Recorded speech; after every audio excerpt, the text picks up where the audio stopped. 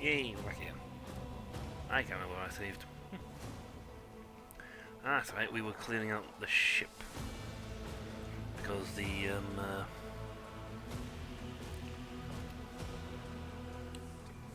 done the Tyler's recording record then. Because they're actually taking back a ship, not a planet. And again, to win the ship, to win back a ship is to win back a world. For the Vile's gene stealer cult was laid in waiting outside a ship, and now that we have started to gain power and things are pushing down on them again, they've decided now is the time.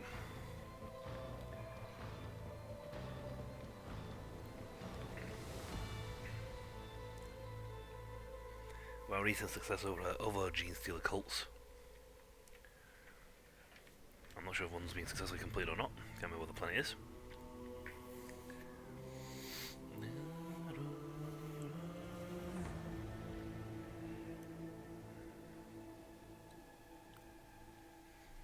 I suppose it's one from orbit or something. But yeah, we've just nuked them. Essentially, we nuked the lower freight line section and the one leading them down here. And every time you take out a hive entity or a synapsis type creature, you weaken the whole network. The mind that controls it is to stretch further and harder to try and keep control of the place.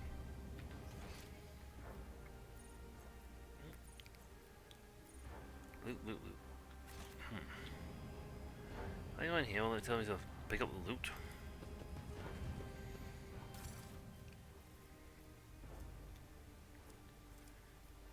Oh, got a bolter. Don't want it.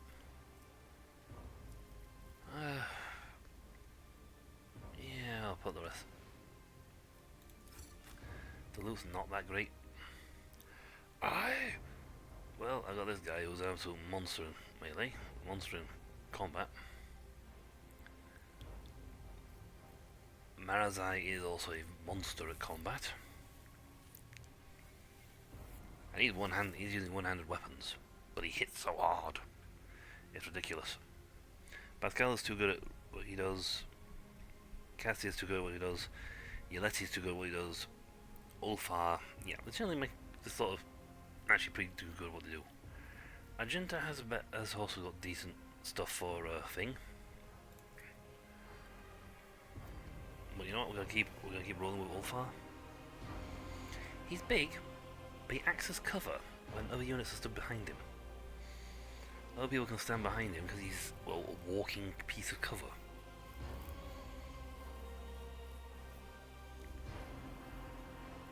He might be a person, but he's that big.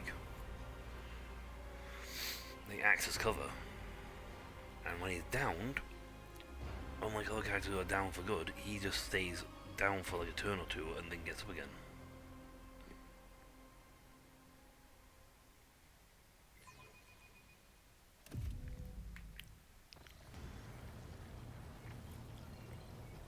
I'm back up and... oh, look at this.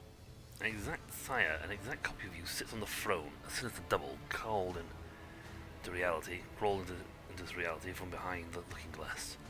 His gaze meets yours, and the world expands sharply, crushing you with an overwhelming sense of your own insignificance. From somewhere far away, across the millions of light years, a god is looking at you through those eyes. He sees you, and he is hungry, insatiably, unquenchably so. Something starts scratching at the walls of your mind, making you ill. You hear stifled groans behind you, even standing near this entity of torturous to anyone who possesses the psychic powers.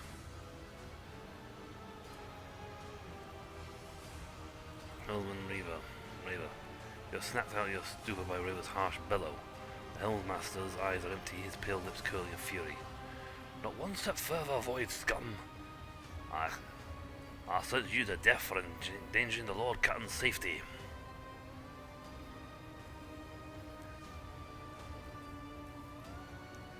Reva, you saw me fall into the lower decks in that elevator with your own eyes. rocks beep. The Lord Captain never left the bridge. We dropped the elevator to keep the mutineers out. Yeah, he's psychically punched Raven in the head.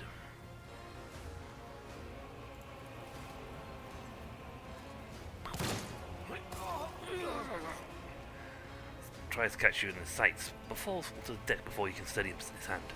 With the bloody foam bubbling from his mouth. No, the Lord Captain is in danger. I must protect her.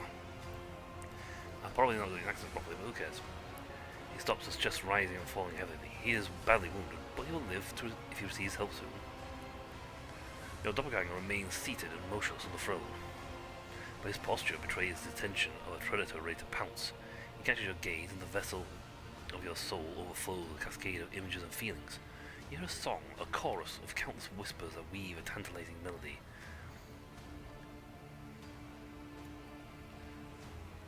You feel a unity with something great and beautiful. It is bigger than you, bigger than this ship and everyone on it. Come on, 20%. No! You know what? It all saved right there before he came up. I want to actually win these will saves, these will tests. I never win them. Do I have anything to increase? No, I don't have anything to increase willpower.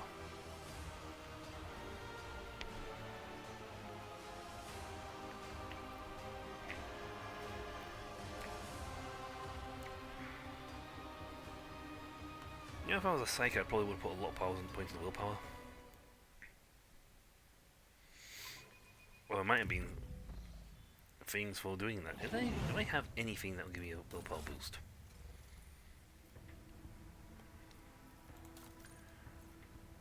Usable probably. Top grades. Still on to go. Wound, damage from mass damage, grenade. Nope. Nope. Nope.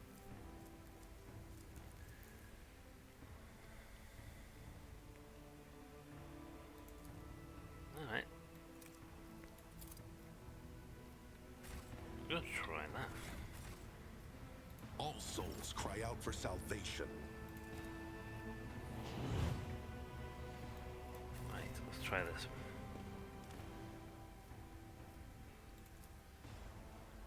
It doesn't matter if I lose intelligence and willpower, I don't do anything with either.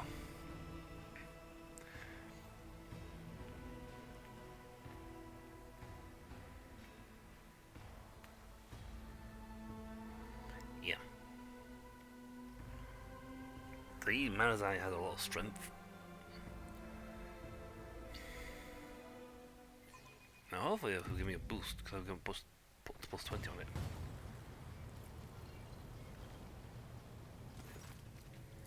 Da-da-ba-da. Never! Never! Oh. Oh, not again. Oh. You took a shooting, Captain. Help. Nope, still only 70. Well, try again. Yay! The doppelganger appears at your smile, displeased, concerned. From the imperious look in his eyes, he expects submission, but there's no submission for fear from you, and this inspires terror. Get off my throne! Grin as he casts at you a mocking look. A sore spot for you, is it not? A rumbling growl shudders through every nerve ending in your body. To the roar of a beast defending its territory, the throne is no longer yours. It was never yours in the first place.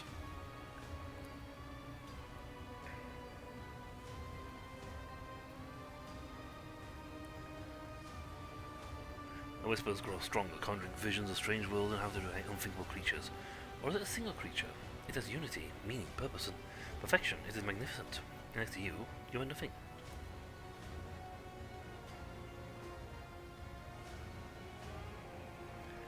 Nope, not accepting it.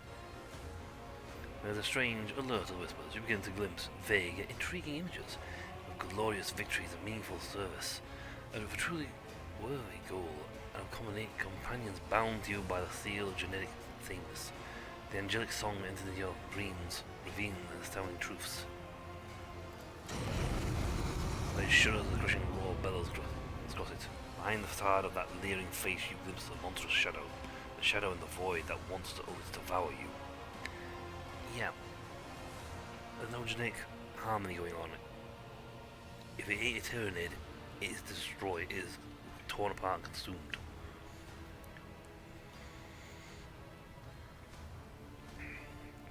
And I have a funny feeling that if the old ones are true behind the Tyranid's creation, they've probably left a spark in there, a code in there, hidden somewhere deep inside them.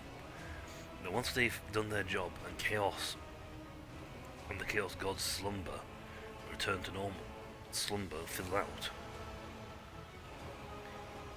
through entropy and attrition, something will trigger and all the Tyranid will go bleh and will self-destruct.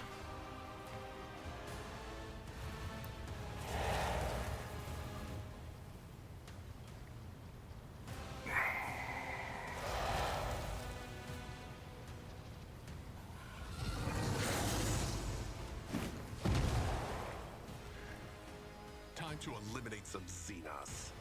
Yep, well. Cannot stop the angels faithful. You might.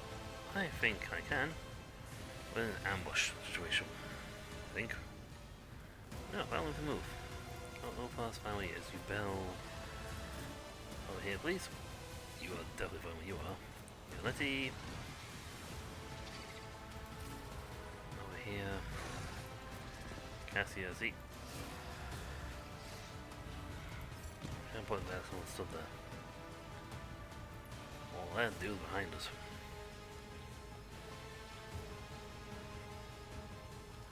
Right, but so essentially they've taken the bridge.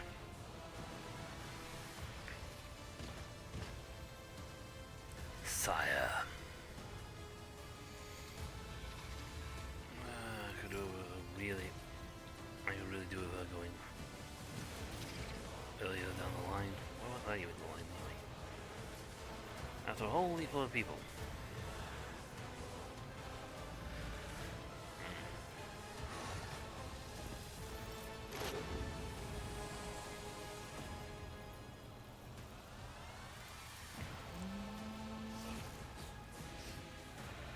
Unfortunately, not quite in line to get both. He gets it, he's got 2 squares in it.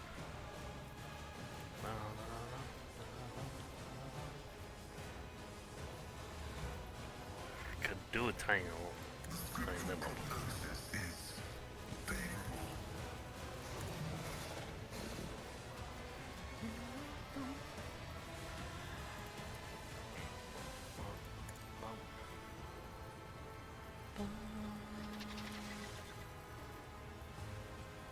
Actually, a lot of people, so I'm getting a lot of tactical knowledge here.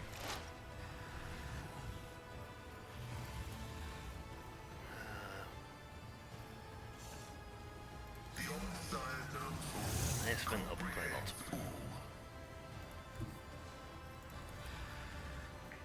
Activate calculate fury algorithm. Dead. Ooh. Swing! Just swing around rapidly. I don't know, let me put pique my brain here. I gave you the Omnissiah's Providence, which is a far more devastating attack. Much higher than its predecessor.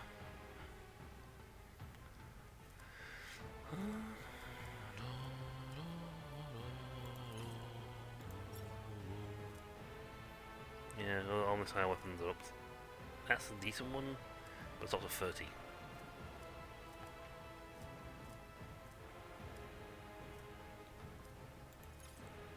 Type.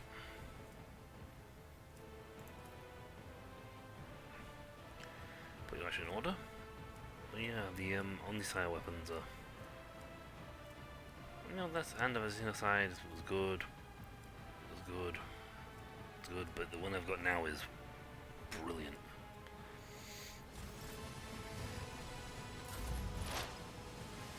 Unity!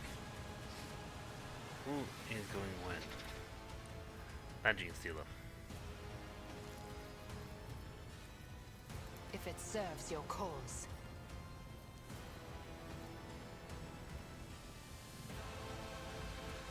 Okay, that's the way she attacks. Okay, Death Whisper, that's fine. If I'm ancestors guide me. Nice shot.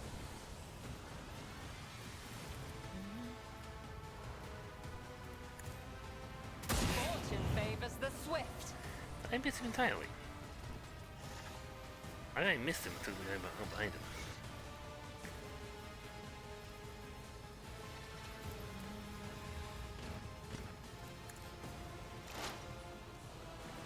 I also have a ton of tactical knowledge, thanks.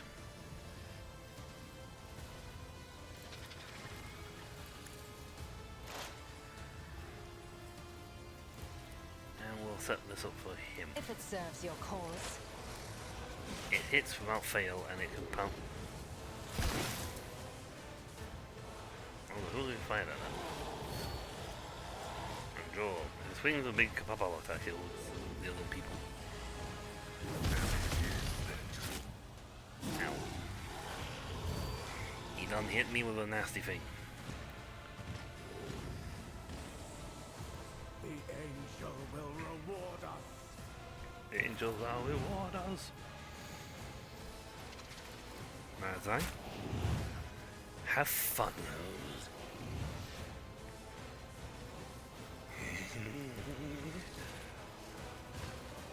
Don't distract me. Perfect healing strike. It is a euphoria of anguish.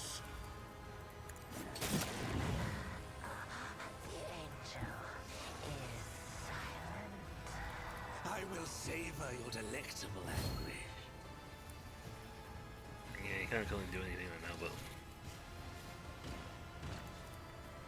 Behold.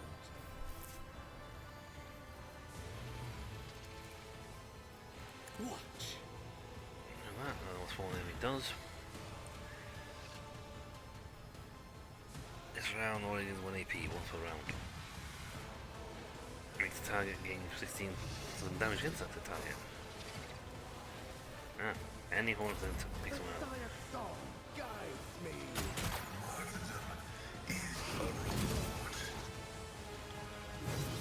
Parry. Parry. Ow. Well,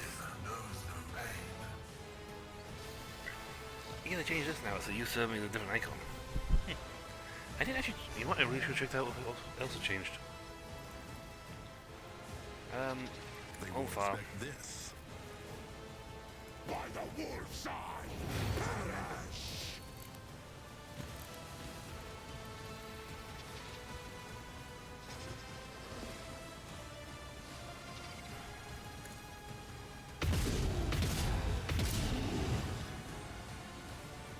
Can't kick, unfortunately, not close enough.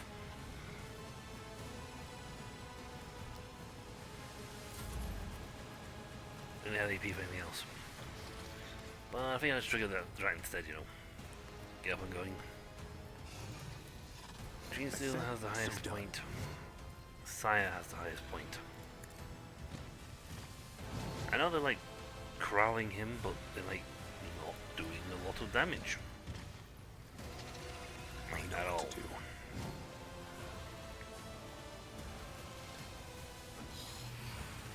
As said, so done.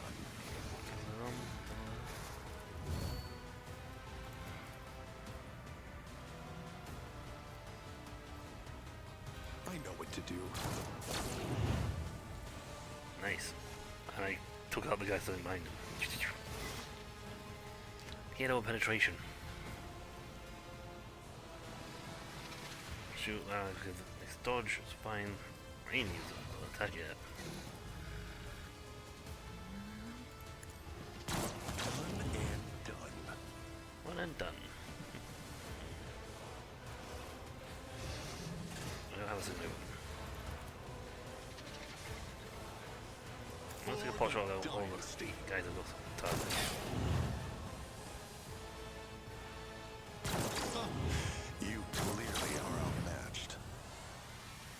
Yeah. Just a little.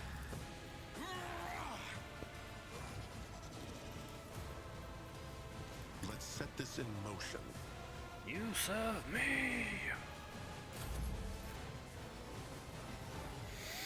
Yeah, so far, these guys are not actually going that great because of them, because they've... Isn't this a job for the serfs? I think he failed. So he's sort of now stuck. Malazai would love to shoot. Me? If you Well, not shoot, insist, he would Lord love to Captain. throw down right now. Well, I did a rapid fire last time, so I'll do a single shot this time. So shall it be. You become the All-Father's worthy instrument!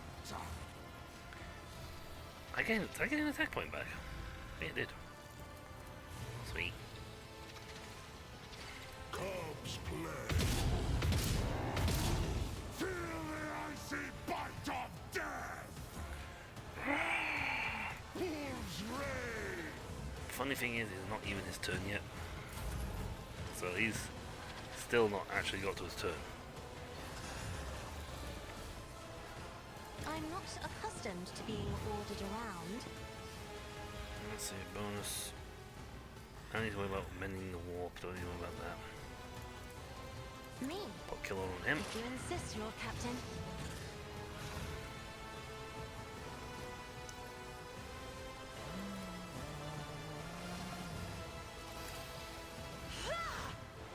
That venom was doing nothing. I am burning and in pain. Ow, ow, ow, ow, ow.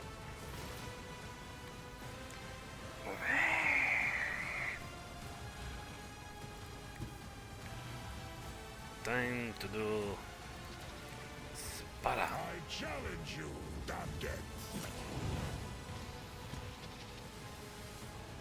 It counts as a single shot, so.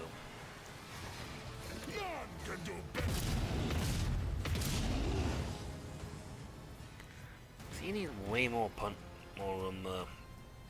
damage output is.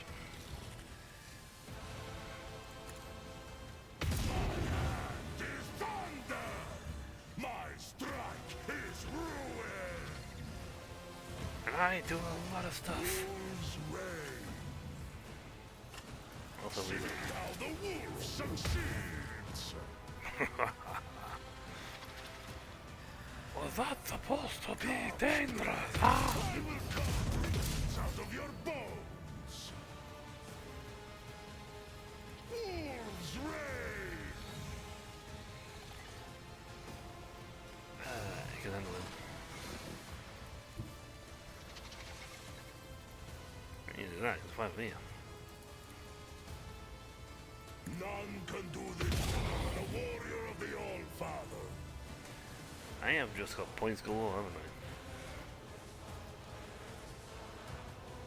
See how the wolf succeeds.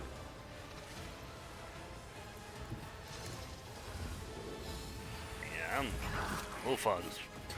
Before me, prating.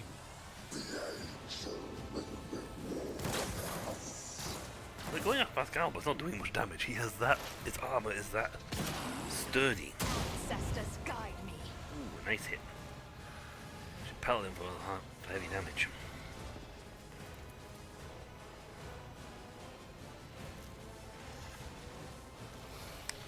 Slightly off on the positioning. Punching still the back is being a problem.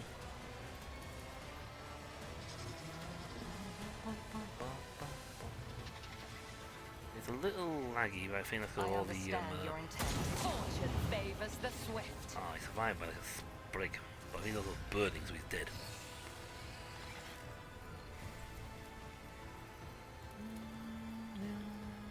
If it serves your cause.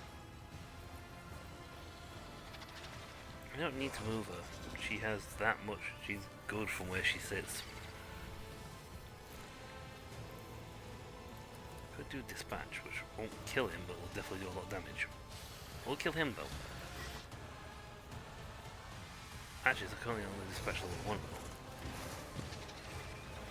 Pay with your blood in the name of Kaela Menshake! Get rid of all of those. Dispatch upgraded. Jeez, okay, according to that, he's going I am survive, not but your not by much. ancestors guide me.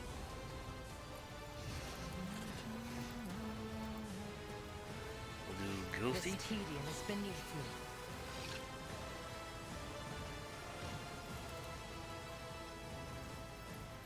Put that, and then put this on him. In my sights.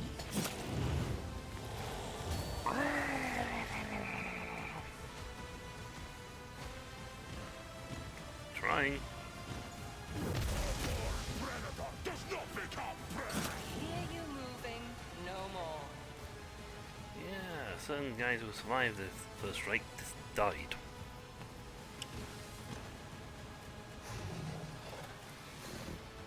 Behold, you fury of anguish! Oh look, it's all reinforcements.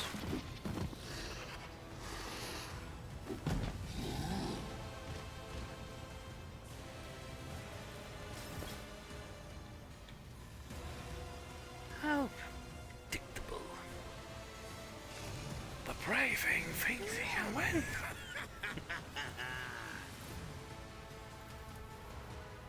It is him. And get some points.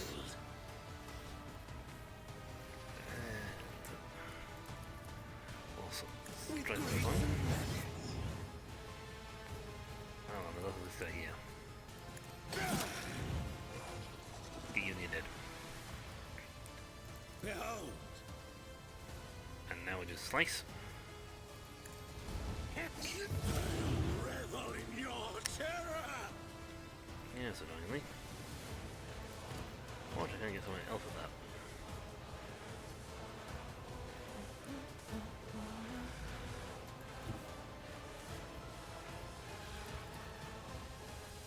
Okay, you. Oh, hold on, I can't get that.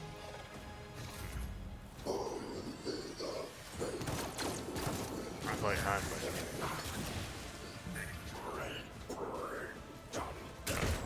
Bring him down.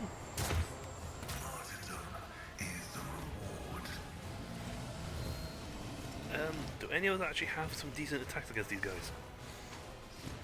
Not particularly. Dodge. Ow. Dare you? Ow. Going after Cassia.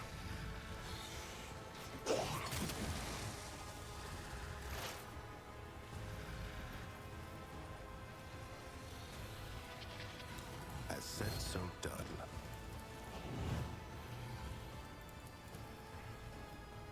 They won't expect this.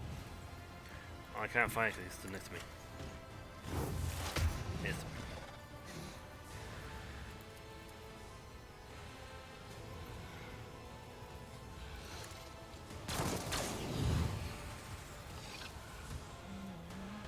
Easy.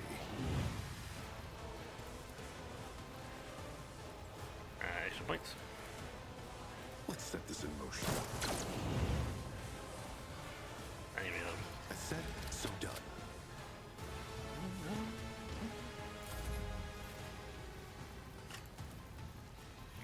I am going to call them that attack, but if I aim it this way, I will miss my own guys and they'll hit. Isn't this a job for the serfs? It's me. Duty demands.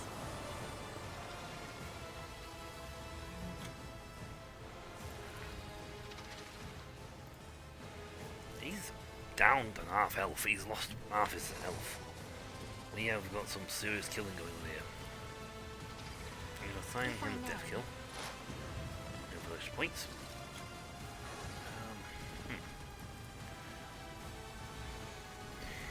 Me?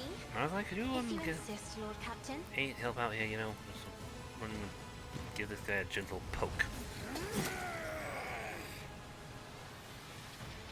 Mostly because you poke and you poke a lot. With great warrior of anguish. I'm guessing he's calling in more people because he's lost. Gone down to no chunk of health. Help! Seriously, guys, help!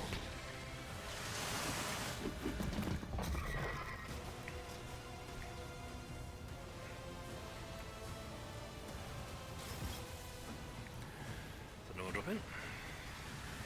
I'm not surprised, Sire's down to 500.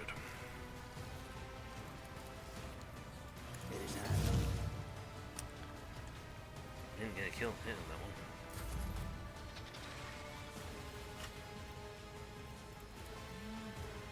one. Isn't this a job for the serfs? She can't move, unfortunately. Yeah, they've got a load of guys now on the team. Though a lot of their high guys are dying. There's a lot of lower class dudes. Mostly acolytes. The new Gene Sealers. He actually gets benefits from being poisoned. You might not have known this, but he gets that.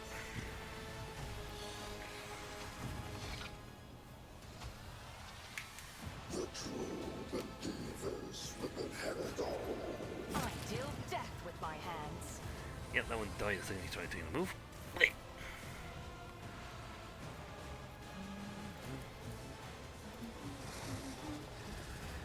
Cubs play.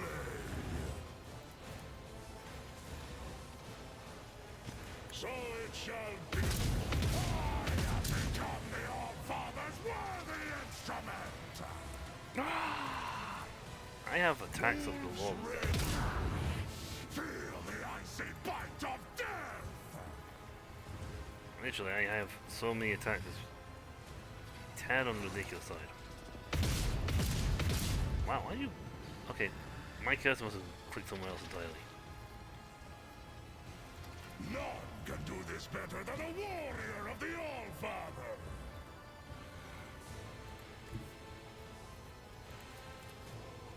The wolf is on the hunt.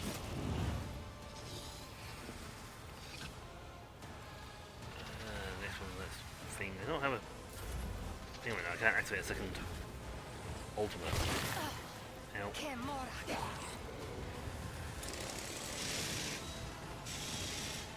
That's it. Dude, I did nothing.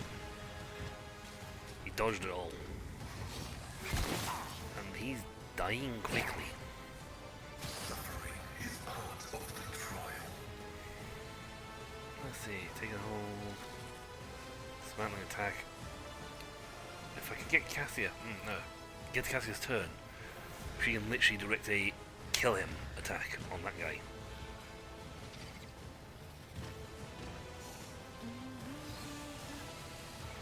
Let's shunt this over to here. Request approved. Put this on. My vow is to serve.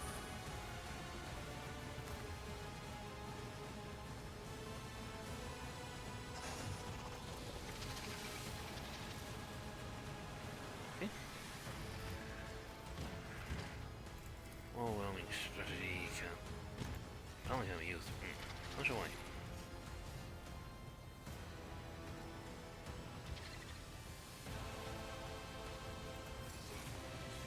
None of them always pinned. None of them points. He's only pinned apparently.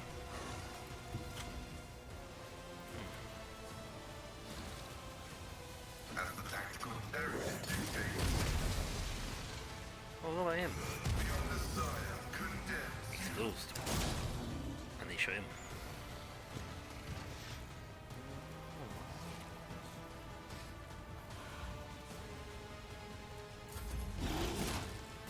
Another soul slips beyond the Never veil. mind. Sire went poof. You're like, nope, I'll kill him. Huh? Like, should we have not stopped her from attacking? Probably. Do you think we're gonna get a bad review for this? Oh, most certainly. I dare say our review for this particular encounter may go I understand. go Lord. poorly after we weakness just is lost the hidden guy who from was my supposed to be sight. protecting.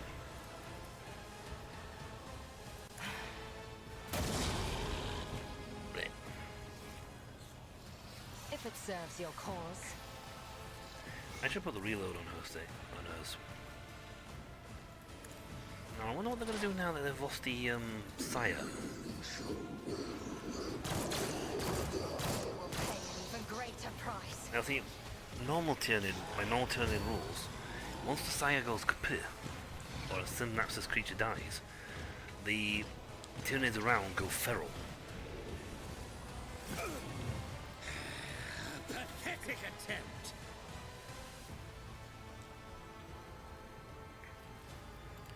I can dance macabre to here. Sweep. What?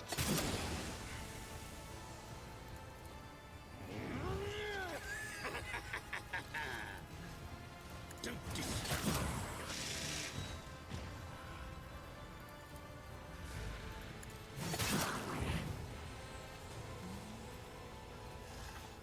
I don't need. I am the reaming tempest incarnate! With grace and We are now in full on swing here, full swing here. The faithful! Soul. The faithful! The not help me out here! We've lost a sire!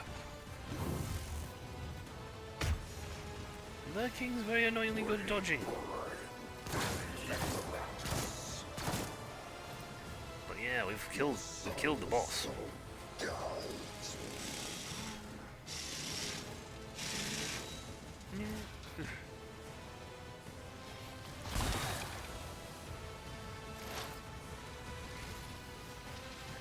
Well, time to continue calling these guys. Respect this.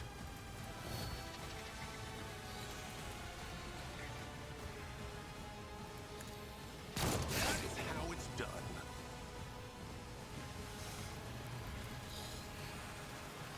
I know what to do. Costly mistake. There's no more reinforcements. Easy. There's no more anything. They have, without the head honcho. Me? If you insist, Lord Captain. Held in my gaze. I'm not accustomed to being ordered around. I suppose I've got an order for kill order or someone else. If I may.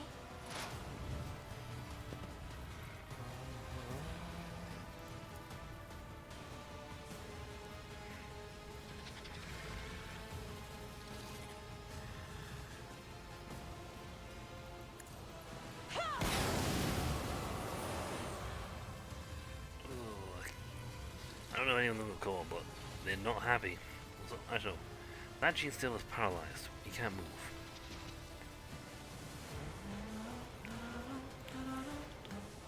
I am a navigator, not a servitor. All health points get pumped, come back at the end of the fight, so. I must endure. Oh, quite frankly, what we're doing, I don't know. Reckless strike. I was going to reckless strike, but I couldn't reach it. I feel bad. Corpse play!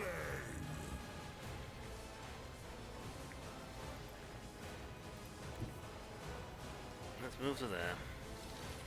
Trigger that so she don't accidentally shoot her own people. And then spray shot these guys because we don't want even idiocy. Father's worthy instrument! Yeah, probably.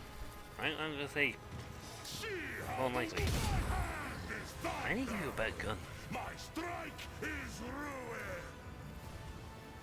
I need a better gun for him. At the moment he has So it shall be. Die in disgrace! nice kick. Wolves reign! Although So shall it be. he's got martial arts so he can protect against it. Wolves reign!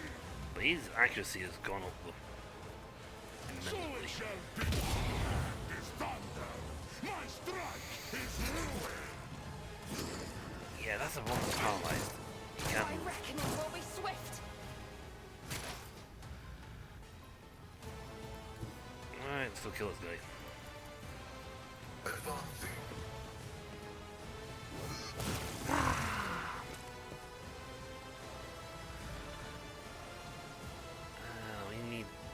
Actually, rapid reload strategy will work on this one here because he's shooting.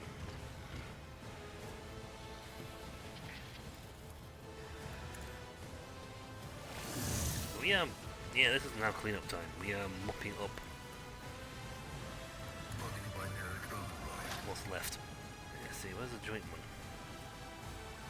Here's joint analysis. See, with him here we can't shoot. You could dance Maccabi out of the way.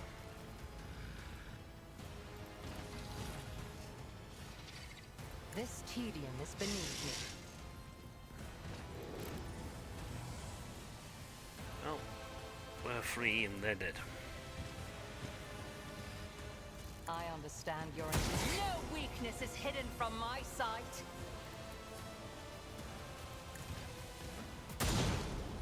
It won't kill him, but that's fine. We're also in the rapid reload sector, so we need more attack shots for her. That's my only problem. I am not your Xenos pet, monkey. We are running out of attack. She's got the points, but we don't have Alice.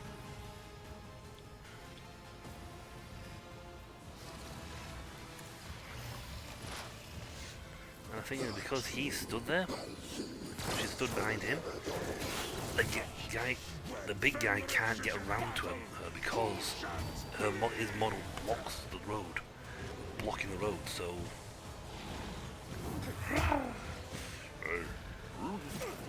That didn't work.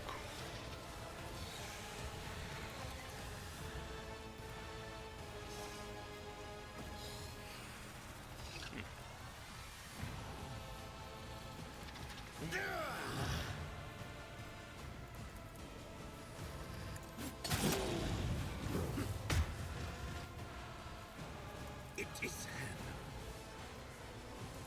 nice. It would be beneath me to even attempt it. Oh, I can't even reach the target. Oh, that is unfortunate. Revel in your terror! The euphoria of anguish! Stop.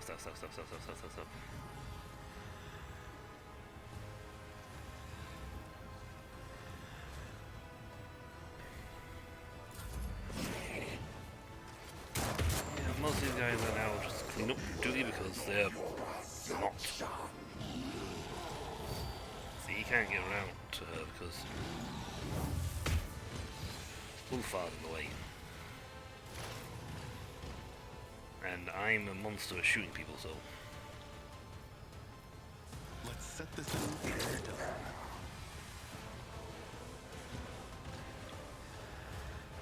I actually had a kill order on him. As said, so done.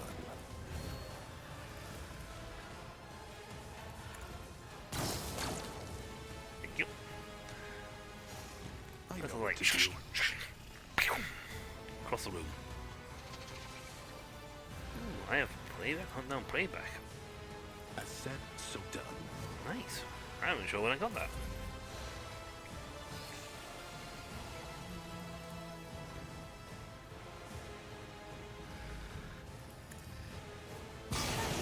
Race, at least. Isn't this a job for the serfs? See, he just has attack galore. Don't distract me. Behold, kneel before me, crazy! With grace and malice. Watch. On my turn. Step. It is happening. Revel in your terror! Which of these two actually do more damage? No, they're both damaging. One's just Lady Amiris. I'm not accustomed to being ordered around.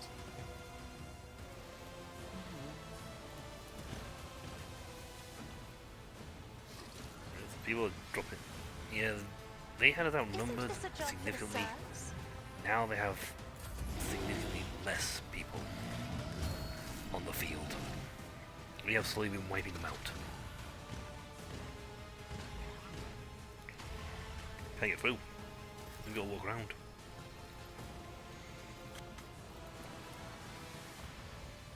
None can do it. I have become the All-Father's worthy instrument! See, if he had a stronger weapon, he could hit harder. Wolves reign!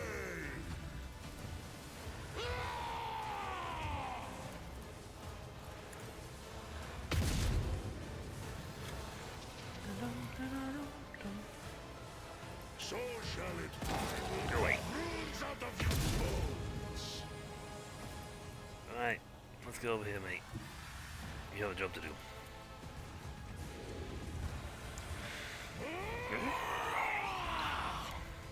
This is one, by the way, species by the way we do not recommend trying to do the ingest of learn secret stuff trick. Because these are gene stealers. So it shall And the be. Tyranid can fight you biologically, even after death. Feel the icy bite. And then there was 4, and most of them on this side of the field.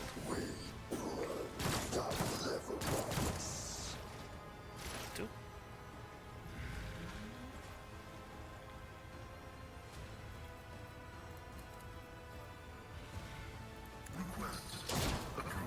Ah, you're not very good at shooting.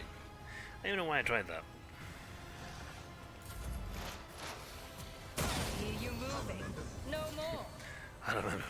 It's like, oh, there goes that one. 3. Another 2. soul slips beyond the veil. If it serves your cause.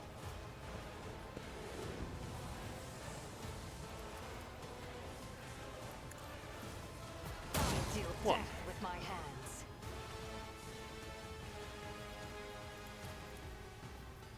I am not your Xenos pet monkey. Well done, cousin. Now it's my turn. We'll go to there and do that. My foolish cousin thinks that she's better than me. How delightful. Decent man, kneel before me, creaking. I still have also have this. But that's actually the weaker. It's weaker than his main in this one, so.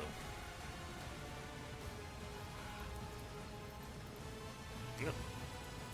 I'll do that. Fun. Just to make certain I've gotten Don't distract me. well weak spot tags on the side of us. I'm not sure if actually they are not, but it's there. And now poke. What use?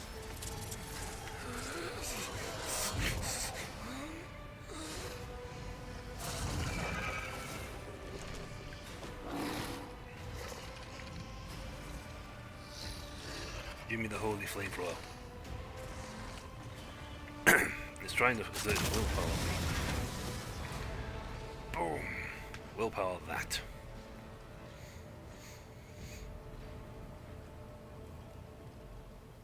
Oh, I had to turn the chair turn around at that point and show that we're back on the throne. The hulking carcass of the monster lies in front of you. The amber fire has left its baneful eyes departed, along with the last drops of foul blood oozing from his wounds. In the distance, the Master Hellman slowly regains consciousness. He immediately recoils from the dead creature, swearing profanely. Lord Catan, I'm guilty as charged. I was not myself. I fell for the filthy Xenos tricks like a green cabin boy. I'll make no excuses. I know the rules, and I request the capital punishment. Strike off my head and be done with it.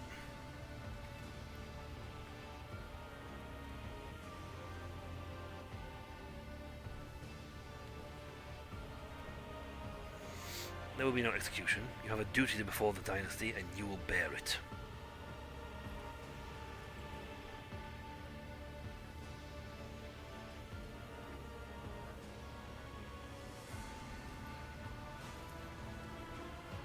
Then the old tub will have to put up with me a while longer. I appreciate your clemency, Lord Catan.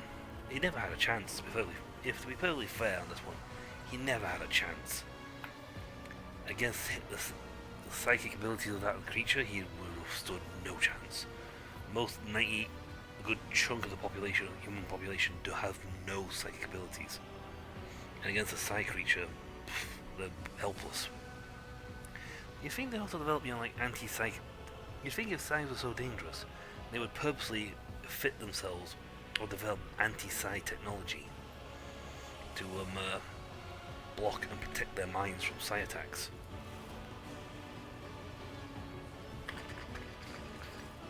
Swartzbeck. The Master at Arms stands at attention, ignoring the wounds and burns covering her face and body. Lord Catton. The vessel has been secured. The mutineers in all compartments have lost the will to fight all at once. Some have fainted while others have gone into shock or panic. I believe they sense that their despicable overlord was dead.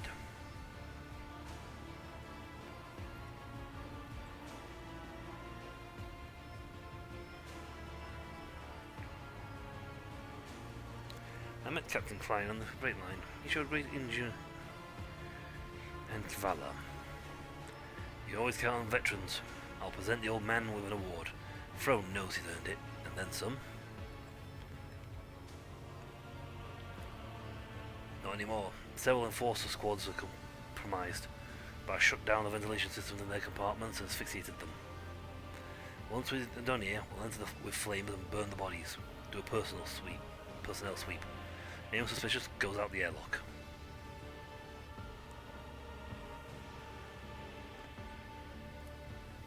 I heard about your contingency plan. Your foresight is commendable.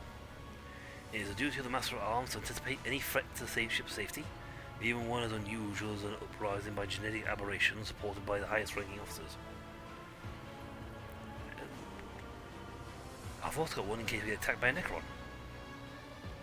Why would we get attacked by a Necron? Dunno. I'll put one in for the Aldari, I'll put one in for Drakari. I even found one to deal with orcs. Everyone knows why they don't invade us, but who cares?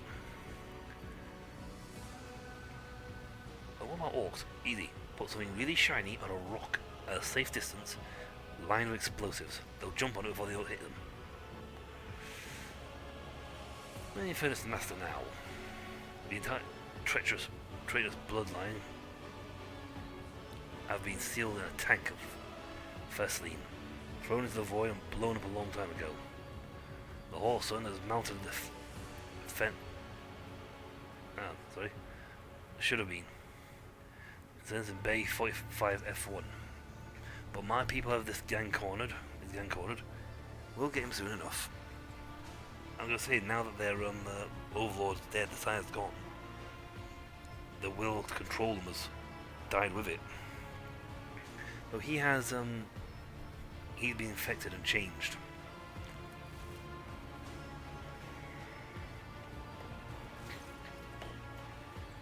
Yep. Enric Monster. Servo Skull. Her Servo Skull rattles into life and projects the hologram onto the deck. A blurred replica of Enric Montague stares at you, blood oozing from a wound on his temple. One of his hands bound with a tourniquet, and he's lying evilly with the other. Oi, Bridge, do you copy? I see you've not yet changed the access plans, Psalms. Are you celebrating your victory, you will?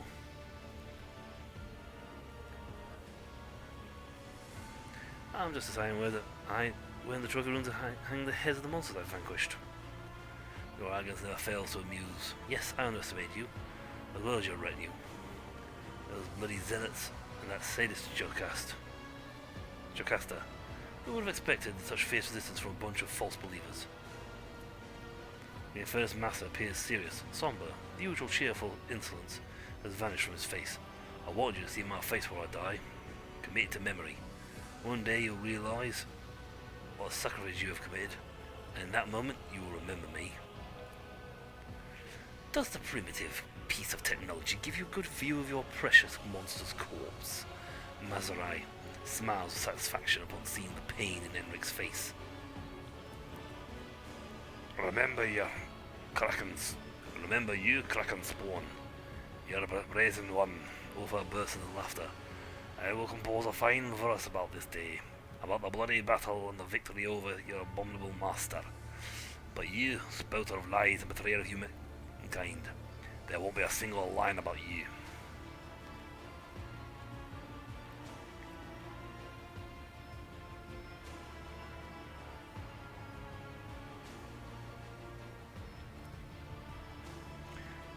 Winston angrily. We all felt every single moment of the blessed angel's agony. And then he died, and our dream died with him. You snuffed it out and stomped on it like a evil stick butt. Now his song will not return to our dreams. The many-armed emperor will not see us. That's a good thing. That is a very good thing. For every species that is every species. The many-armed emperor is, in fact, the what they call the tyranny of hive mind. And they use that trick to inspire rebellions and kill entire worlds. How did that monster, your leader, come to be my ship? He's been a long time, longer than you or anyone else. His blessed feet crossed these decks centuries ago, when Theodora's predecessor still called himself Lord Captain. He came from the stars where the many-armed Emperor dwelled to bear his word. But then he faced a great massacre at the hands of the wicked.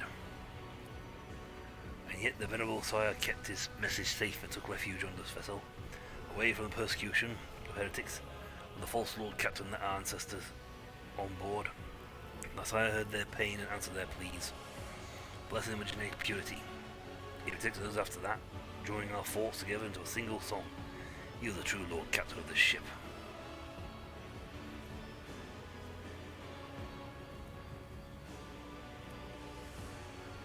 You don't know when to stop, do you? Fine, I'll tell you. You were close to our goal. We were close to our goal. A few more years, a few more pure converts to the true faith. But the spinners pulled that stunt with the bath, and you seized on their tip-off right away. When it came to the telepathic ritual, it became clear that you weren't going to leave us alone. We'd have to start the harvest season early.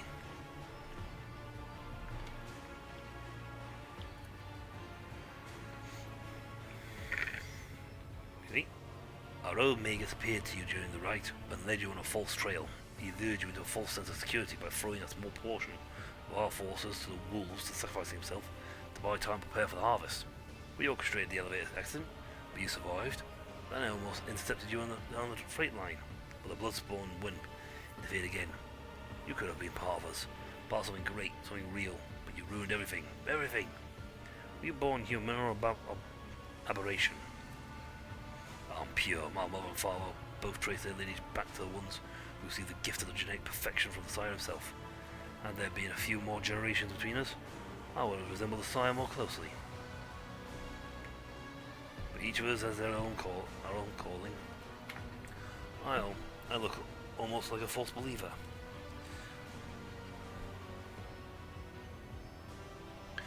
Imric lifts the welding goggles from his forehead, exposing the rudiments of a purple crest, which means that I was destined to be a spy among you.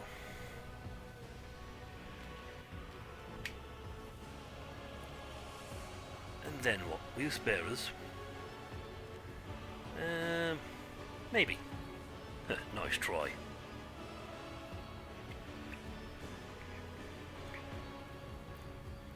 So he infected the Inferni boys a long time ago. No.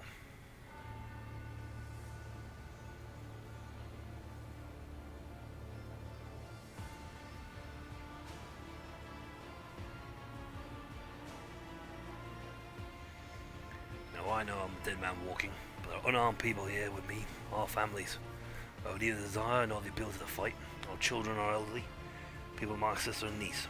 You want their blood on your hands at least? Well, if you're avenging them too, or is my life enough? You don't spare your people and drop them off on a desolate world. That's very generous for a false believer. I am grateful, although I do not forgive you. All the enforcers hold their fire and I will let my people out of the compartment. It's done. All those willing to share my fate remain. You hear shouting and gunfire in the background. Emric hastily finishes his final info stick. Jokas mongrels have begun their attack. It's time to say goodbye, Yubel. It's a pity I couldn't share the blessing of purity with you and make you part of our family. Pity too, but I couldn't kill you either. But we almost played the cards we were dealt, and now we take our leave the way the true masters of fire should.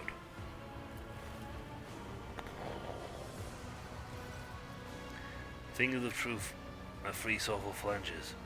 One is shattered, but the first master smiles widely, pulling a remote control from his pocket. Pushes a button, the sharp beeping of detonators and a monstrous roar. The projection disappears. For a while, the sound of flames crackled from the speaker before abruptly cutting off. Should be three shot, but okay. Sort of mutters something to calm B, then hisses angrily. Thermal charges. The void rat blew up the compartment, along with himself and the entire assault team.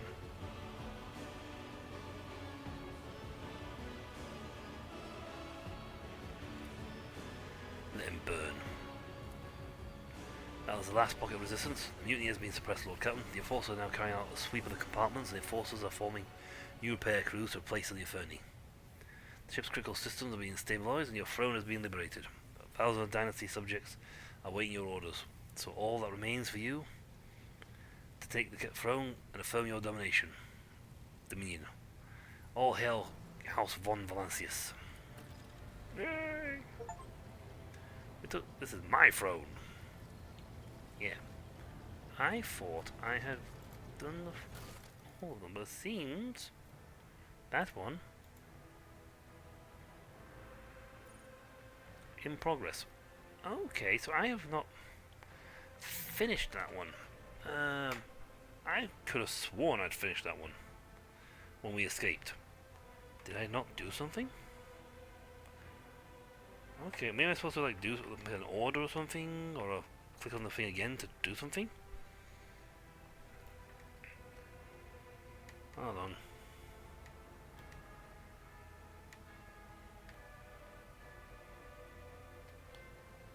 Free sorrowful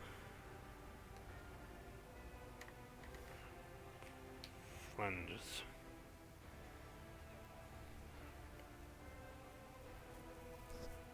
I thought I had done that. I had actually completed that one, but apparently I have not.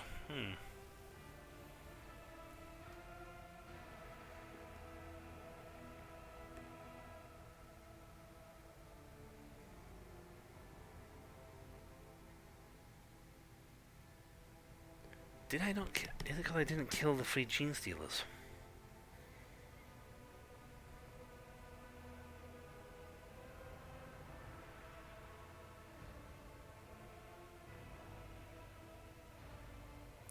Okay, I think I may have messed up here. I don't think I killed the...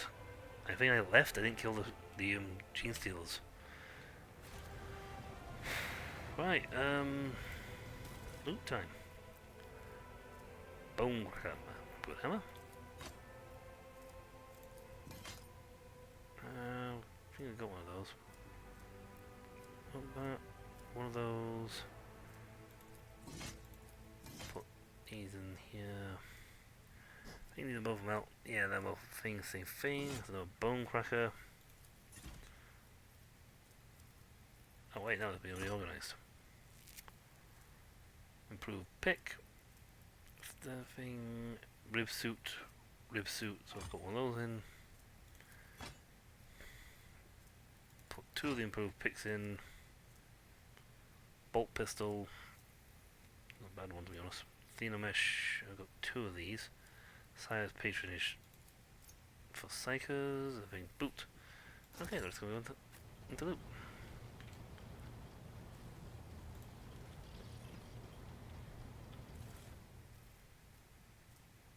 Nino pistol, I think I've actually got both Nino pistols. And the Xenomesh. So I don't need one.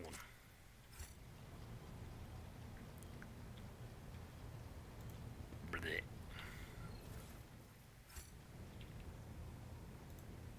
One hanging back there.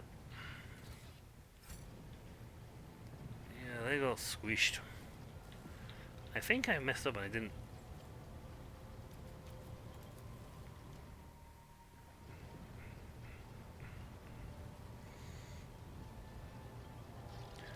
Uncrew members who have remained faithful to their vows of ours. Glory to von Valancius dynasty!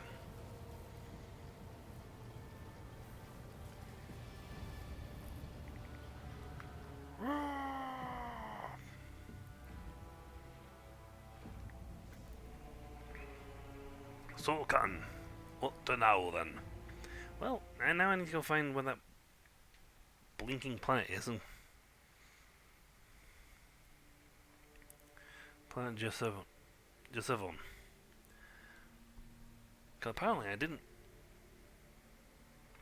Apparently you found. What I was supposed to do was kill the Gene Stealers. And then leave.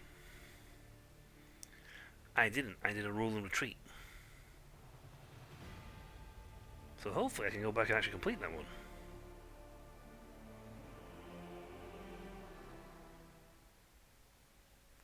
Because if I don't do that, then the final part of the quest line will not trigger.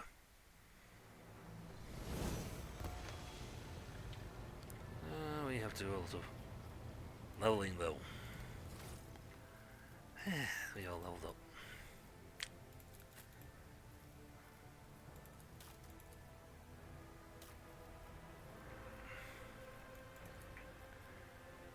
Right. Turn that off. You kill it. What did you do?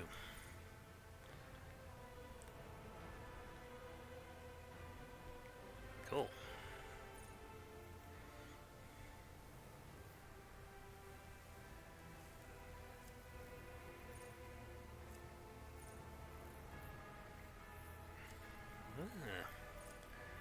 Hunter's ambush.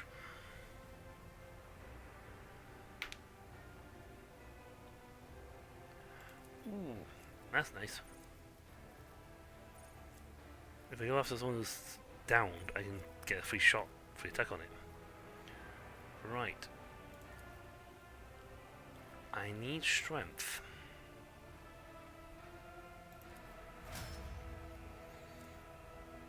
I know this because when I look through the little list of abilities, yes, it's available characteristics, common talents.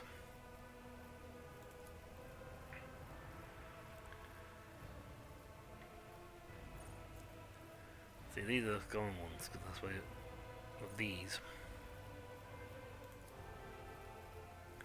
Big access to this lot, which I didn't have in the last one. Down here at the bottom, if I want my power armor, to get that I need strength 45. I have strength 40. I need, on characteristics, take one more pent of strength. That will give me strength 45, which will then let me get the final trait. Unless it won't let me pick it.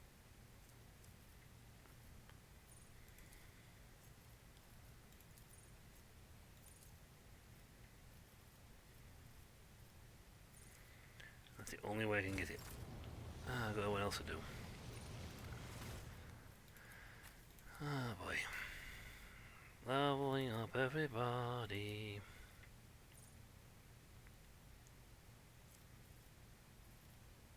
Can be a little annoying.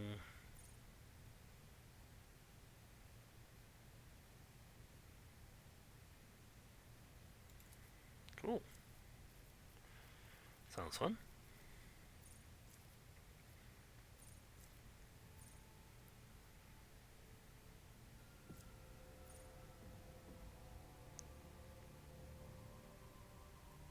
Okay, that's fine. I'll have to take that one though. He's strong. That's why he has power armor on.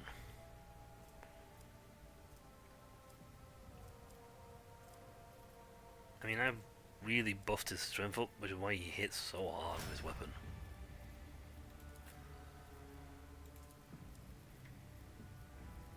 Let's see. Is there a...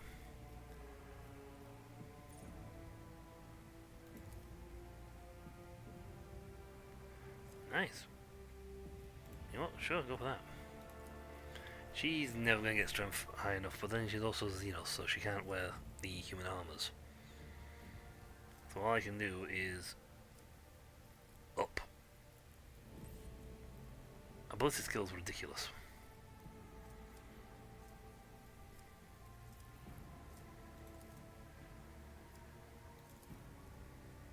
give it intelligence boost. It'll give her stat points and everything else.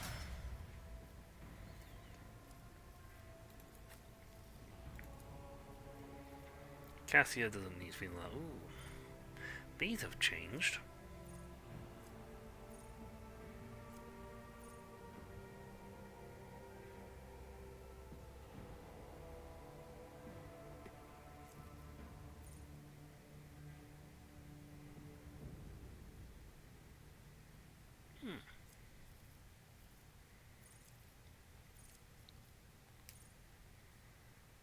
Yeah, we'll go for side abilities.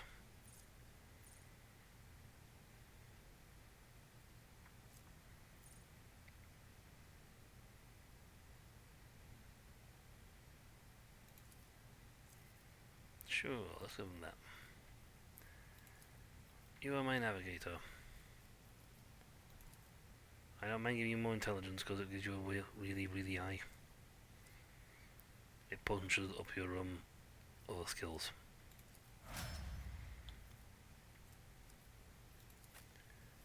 You're strong.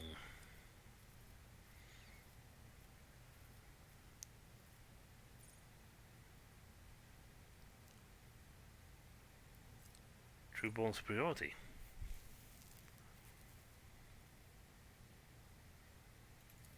Oh, that's nice. That's nice. I'm going to put a lot of strength on him because that's going to make his attacks stronger and stronger. And that's good since he's going to be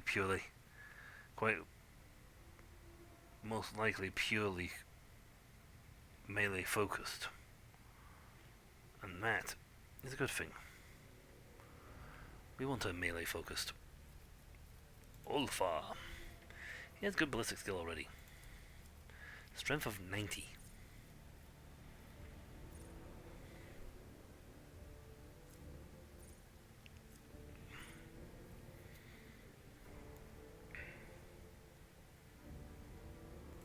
Oh, sure. If they have a priority target, go for it. Let's see. Strength.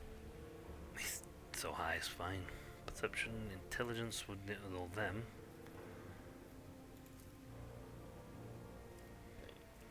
Willpower's decent. Toughness. Strength is ridiculous. Perception. I mean, Fellowship is the lowest stat.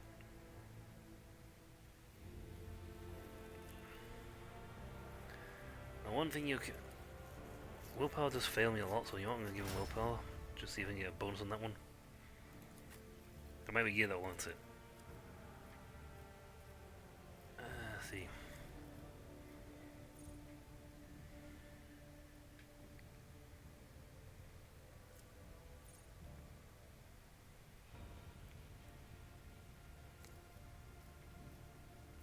Prudent.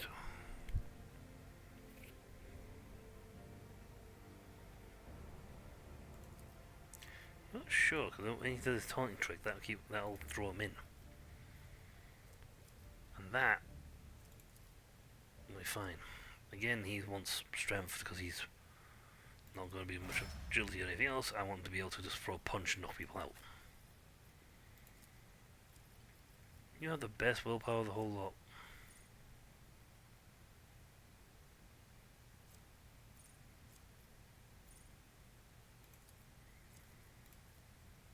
Quite frankly, I don't know about your willpower, it's fine.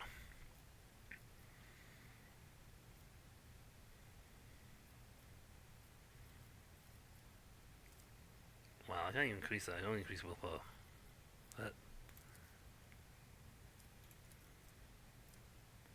Well, you don't love that, because you've only got a very low fellowship score. You've got to improve your ballistic skill. You have strength 50, so you can technically have power armor. Which is sad, because I want power armor. Let's face it, who wants power armored? Again, focal point, because that's actually a good one for her, good one for them. I cannot increase her ballistics. Oh, your intelligence is so low, you get an intelligence boost. Let's actually put some brains in your head.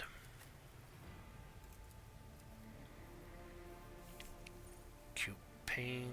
Yeah, you know, sure. Let's have that one. I don't probably intend to use her, but I'll give it to her.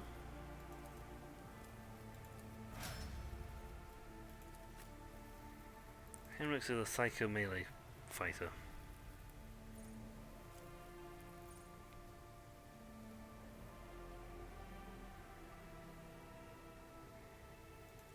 You're not sure. Let's make it so you can get more psychic stuff. Actually, no. Psychic power on the targets. Yeah, both extra ping light. I don't think he does that, but it's an option. Option for later. Strength wouldn't be a bad thing, but you only got 50 on that one, so that's fine. But you do punch people more, so. Shireen.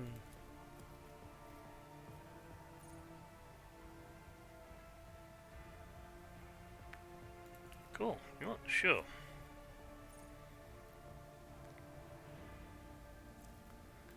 I'm not sure how I could get that, but sure. Let's give us something like that. You're not bad at shooting. Up your intelligence and get some extra points there. Final dude. Then when you go run off and see if we can find them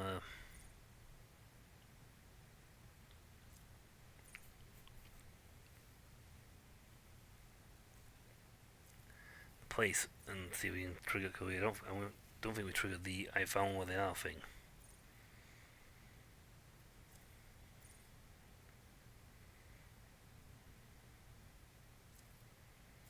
You know what? Sure, let's go with the weakest link. Goodbye. He's not giving strength, to be honest, but strength won't be a bad thing for some of the heavy stuff.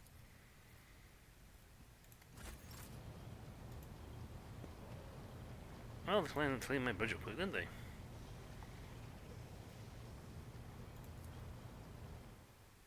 Since the Master Factor boy hasn't come up to me and said,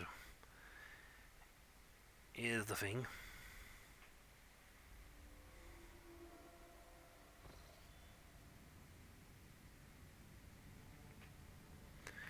I'm going to say that we haven't got the quest is not completed enough sufficiently enough to defeat it.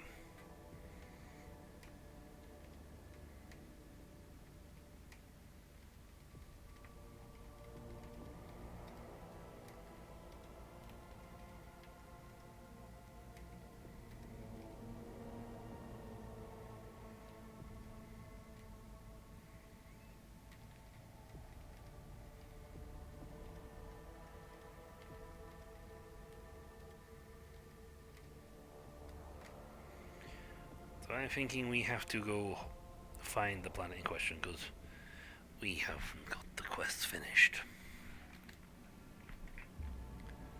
Fantastic, I don't know what it is. Valvestone's there. Ashwell, Xenotech, Rocky World, Jungle, Shattered Ancient Bunker. I think it's a named world. Explorer, Void Station, Gutted Void Ship.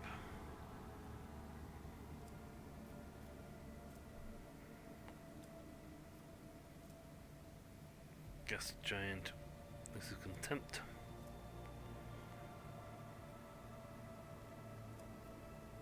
Passage apparently I've not explored one of those places, which is weird.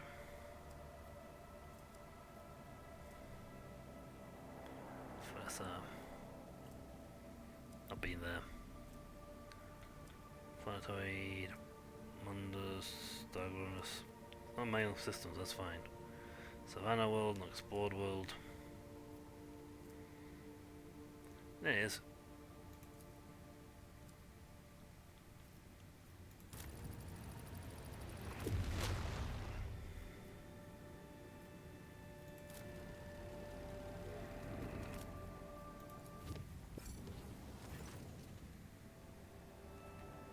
Lord Captain, urgent report from the servants of the Omnissiah. They managed to locate the second message of the House of Celio. Data slate hidden in the shadows of the first one. As soon as it happened, the machine spirit rebelled and started devouring the decrypted data. The lackers of the cult mechanicus are now performing the rites to appease it and slow down the process of annihilation. What do we do?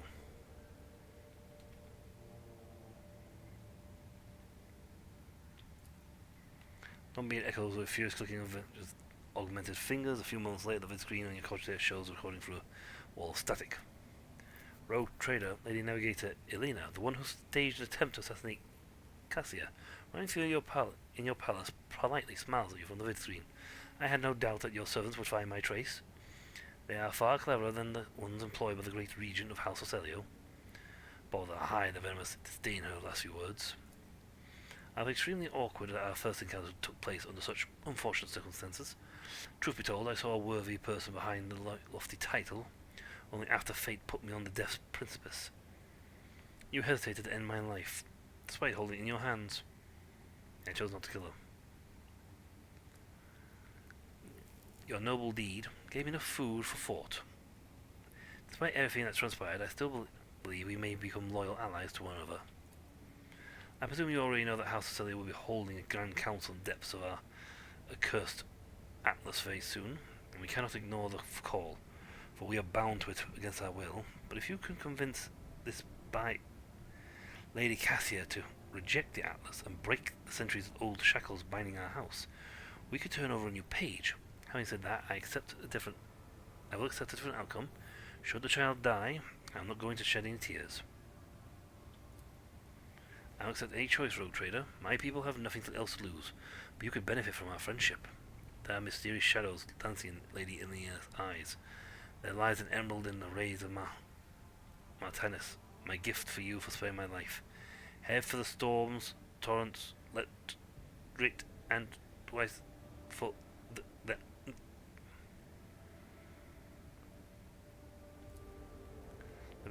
recording cuts short and you hear Voxmaster's voice in Combead.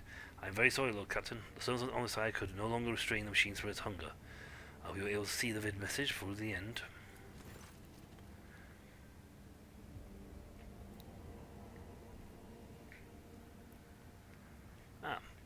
This has triggered.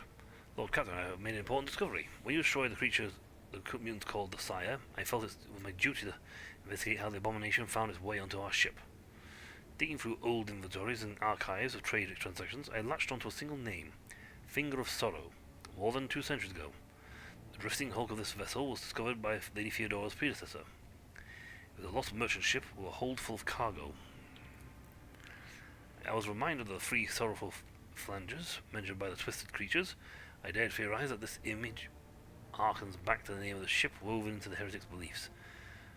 A third of the goods taken from the Finger of Sorrow was sold to the Drusian mission on Footfall for the needs of a colonization arc.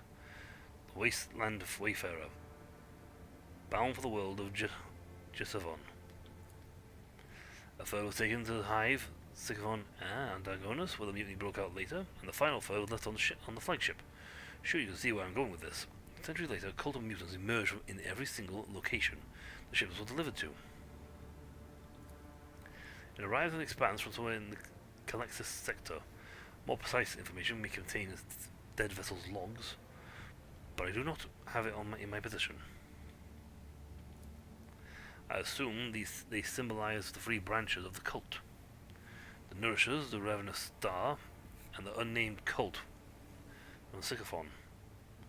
At least I pray that to the Emperor that they owe me free.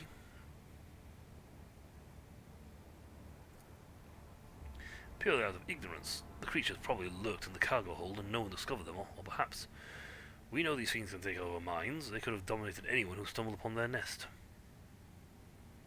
We shall locate the wreckage and investigate it. The Court of Arabian entered into logbook, your lordship. Lord Captain, your presence required by members of your retinue. I believe they do not wish to accept refusal. I've just come to poke this place in case I need to kill it.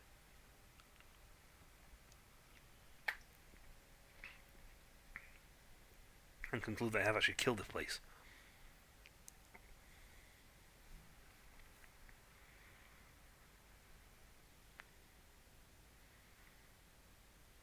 Yeah, what's going on, guys?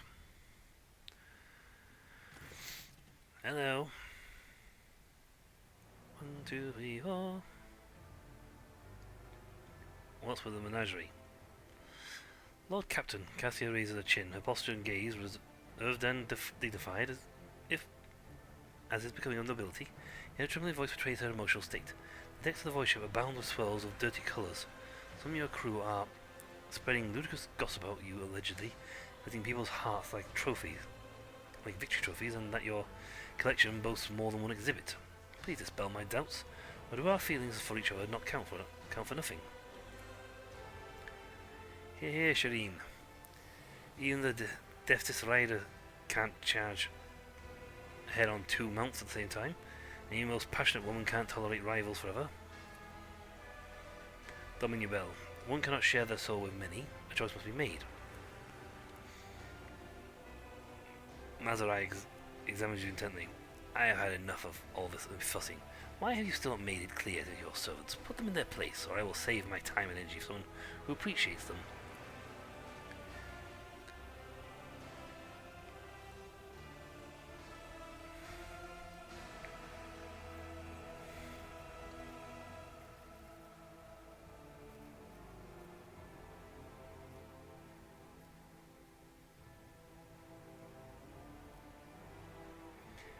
I don't understand, Deltaka. Must I truly partake in such a base ritual? The subtlety of our bond is not something that can be put into words, and certainly not something that demands proof or explanation. Her hands together in an elaborate gesture and turns away, but you can see that she is still warily observing your reactions. So I've got to choose one? Like, oh. Yeah. Hail the Emperor, Lord Captain. Hello, Hermas. Mosa. Yeah. Hermaso Mora. I seriously don't know what I'm supposed to do with this one. I thought on the romance option they had no problem with choosing the free.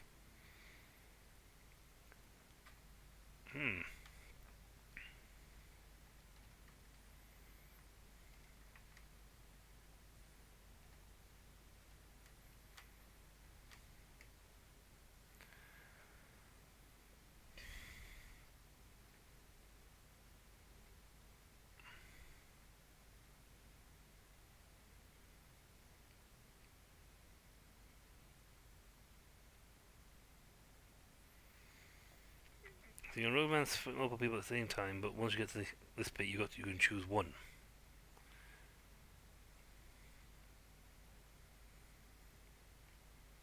So you can choose all three. You can romance multiple people at once. When you get to this stage, everyone you romance, you can then choose only one person.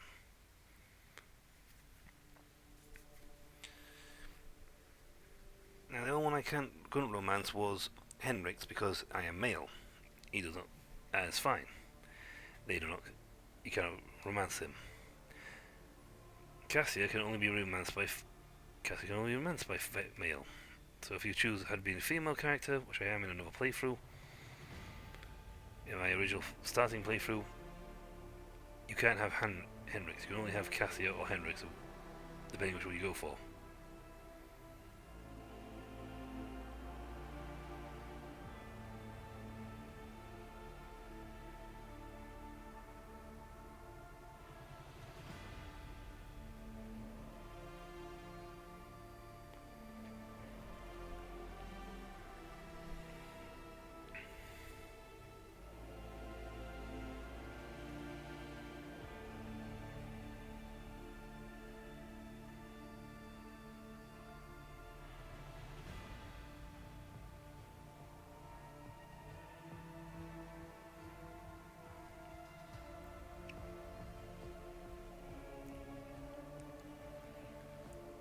So, what is actually the thing of if you romance them?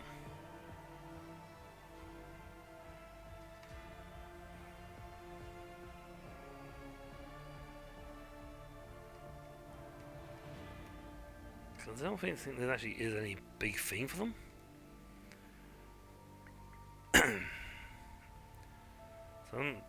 While you can romance multiple at once, time, but after the Lord Crusade and the Lord Captain, you will have to choose one.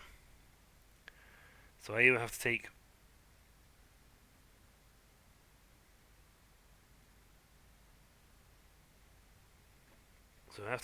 pick which one to take.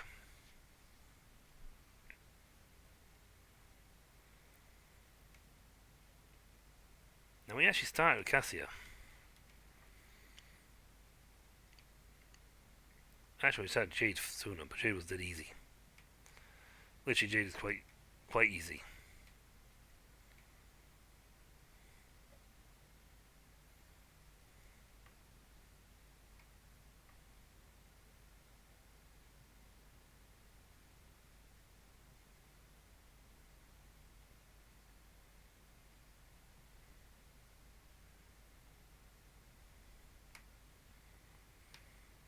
So, which one of these guys should I pick to fully thing on? Okay, Yolette will always be your DLCs. You won't really count, to be honest. Yolette will only be platonic. They will never get into any sort of romance or thing, bear children or all that lot, because they don't. Same for Mazurai. Marazai.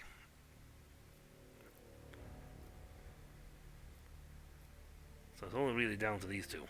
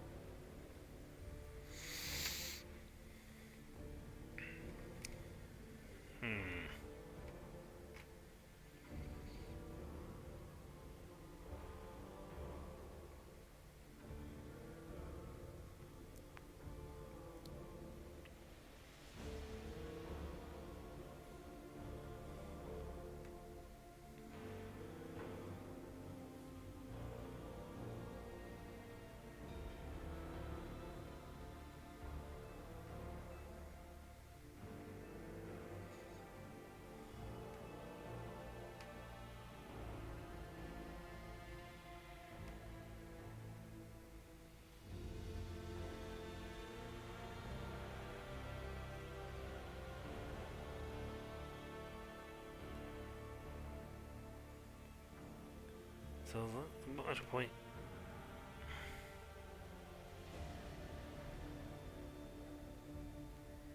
I mean, if you don't actually do multiple romances, this wouldn't even trigger because there's no point.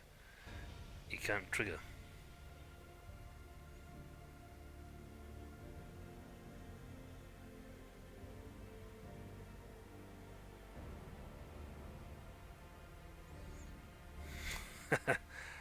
Oh, Mora, I have zero xenophobia on my part. I don't really mind. And the only reason I've got not to put those two on the main thing is probably because I will do multiple playthroughs and pick multiple characters to push this through. So that's why I'm currently thinking at the moment, I'm looking at Cassia and Jay. In other playthroughs I might have, well actually I've got a female character, so I will be having Henrix in this list. So this, and another playthrough I might have these three.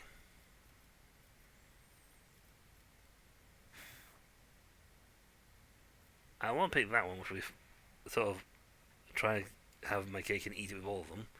I bet you that'll end the relationship with all of them.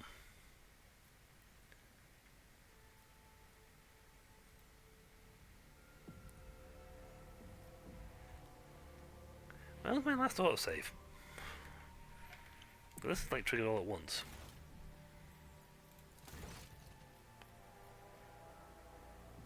We just won. Went yay! And victory in the thing. Hooray! Hooray! And then multiple conversations happened. Which wasn't too far ago.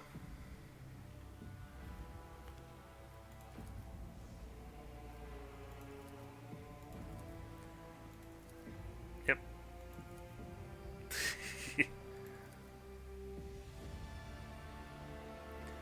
Yeah, It seems like no one wanted that one.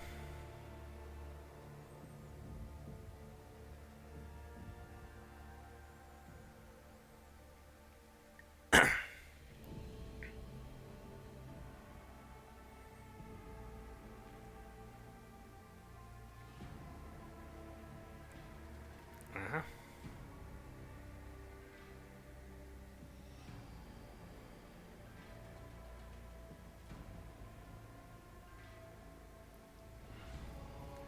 So no one wants that one, so...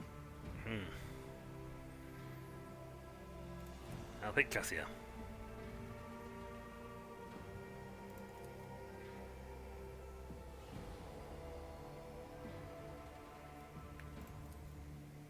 Yes, turns my favourite. Never again trouble you, Domin. Follow the call of your soul and it will all they shine brighter than any star.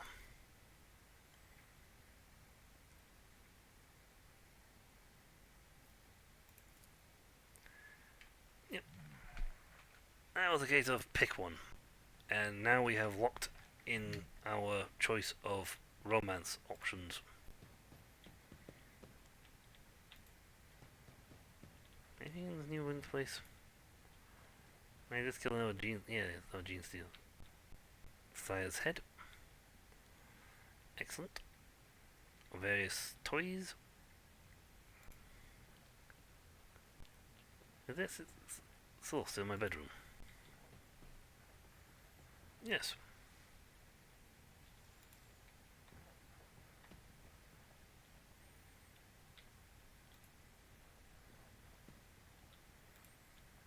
Alright, well, we had to pick one of them. Eeny, meeny, miny, modo a little bit there. Alright, can I please check out this planet now so I can see whether or not I need to go in here and kill things. Then I gotta jump to another location and then jump to the planet we're supposed to be doing in order to win it for us.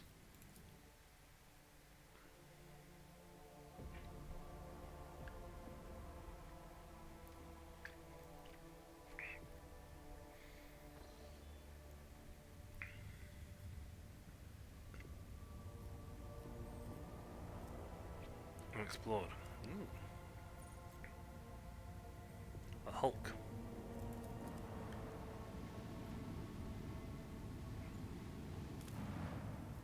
Right, that's... Yeah, we can't land anymore. Or explored, so that's fine.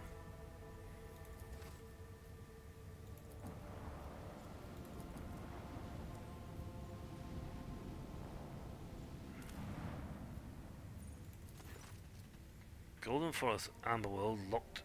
Looks enchanting even from orbit. Hulk. A strange vessel enveloped in a pale orchid mist sails past the stained glass windows of the captain's bridge. Familiar coat of arms appears as roughly dented, ragged hull. The Von House Valentius coat of arms. The Augur crew report that this is the Lightseeker, an expedition void ship that tasked with exploring the planet of Cronus expanse. The vessel disappeared without a trace over 600 years ago. The telemetry shows the deck empty and devoid of life with no crew detected. The sight of the ancient void ship caused a throbbing headache and inexplicable disgust. Where did it vanish for all those centuries, and how did it end up here? The Voxmaster reports that the elders of her clan told her tales about the Lightseeker.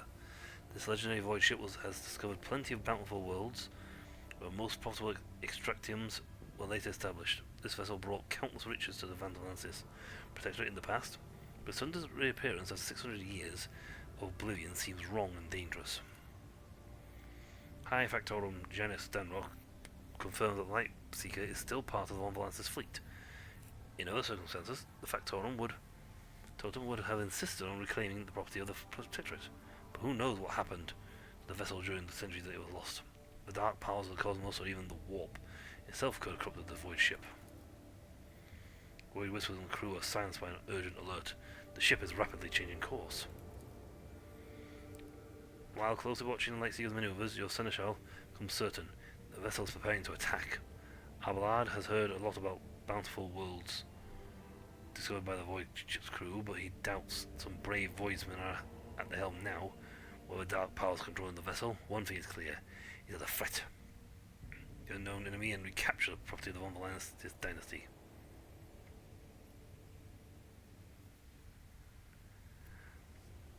Ulfar is adamant that any void ship that has spent the past 6 centuries beyond the Veil is corrupted beyond salvation. Don't let the Lightseeker attack first. Take up an advantageous position and engage.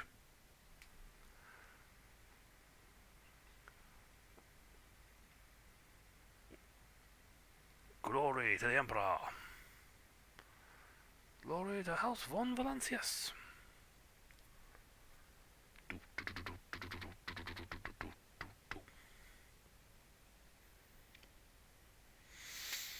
I have 3 ships, so it's fine.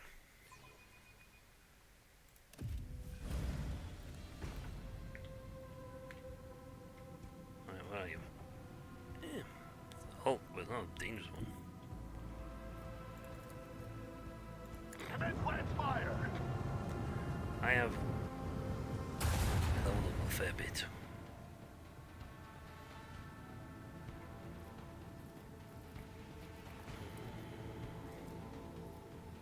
Good void ship remit. Doable.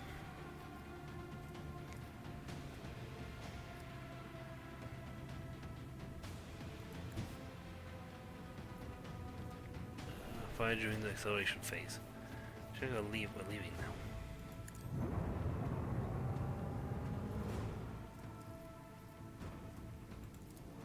Give me an extra range on this stuff thing. Purify the battlefield! Excellent. Shield signal pounding.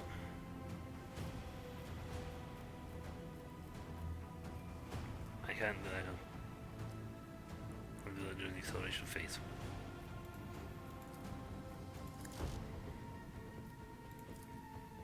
Torpedo! They're not torpedoes, they're fighters. Engage the lance batteries!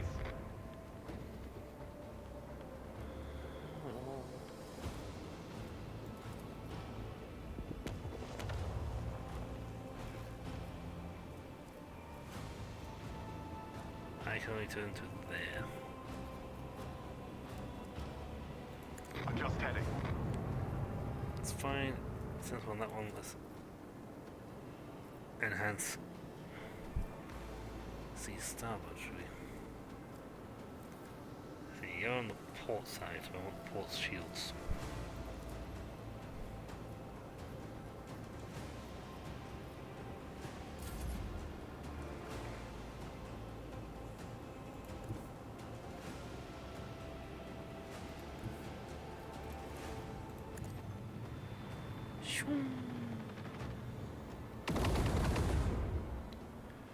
Hammer those shields.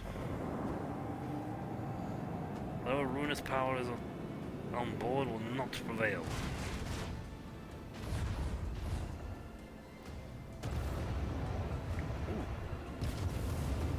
Ooh. Ouch.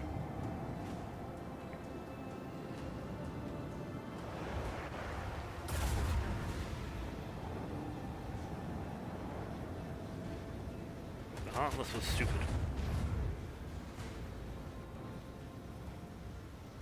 Well, at least the blades of Furious have just shoot it up. Ow.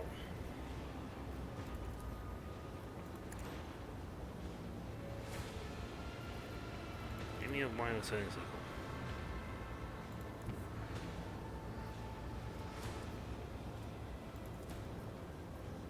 Commence lance fire! Fire.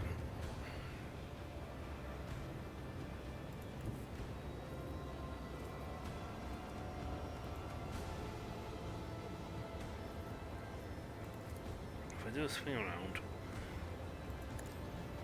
Direct our course.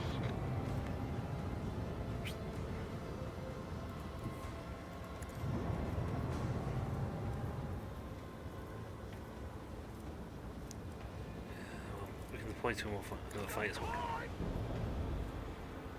We're currently out of range for that, so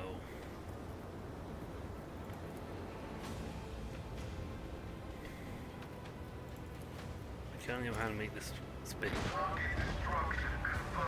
Unsophisticated victory. we actually swung it around into his own void storm. I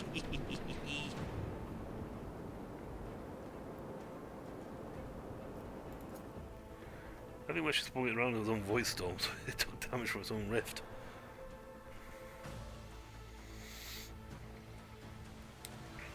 The Hulk will probably worry us no more. Okay, so a complete waste of time coming here and seeing that thing out.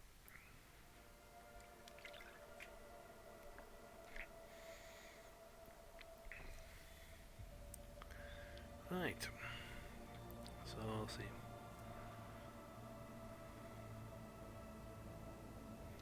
I still gotta do the inspection outcome. Where's the nearest planet that can get to me there? Yeah. And then somewhere else. You know, we have got multiple quest lines to do, so we should do them one by one. Hold the War Council, take that back. Dead Man's chest is over there. Iron Bean to there. Still all this. There's a big chunk of the expanse to look at. This map is nowhere near full. It's really...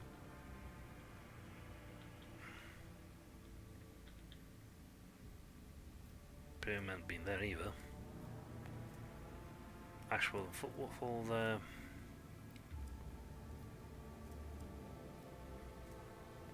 Drifting void ships plenty.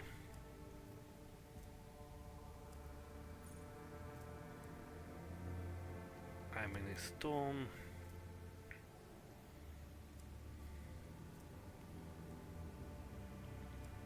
Normally around camp.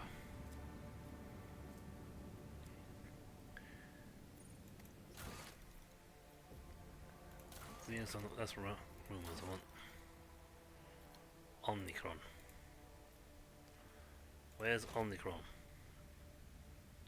Omnicron. Omnicron.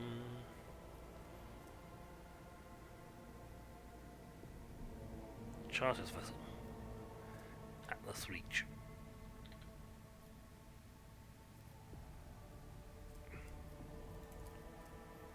Well, I've been there. Let's see, Omnicron. Seriously, where's Omnicron? And well...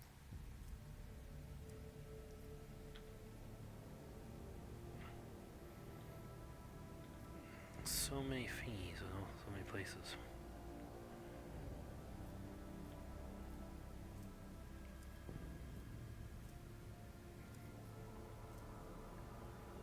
Chisholm's there.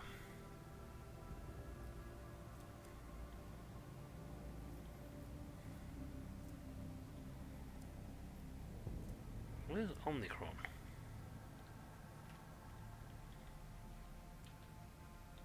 Just check the map, so there's no Omnicron around here. Is it not a place I've been yet? That's my own colony.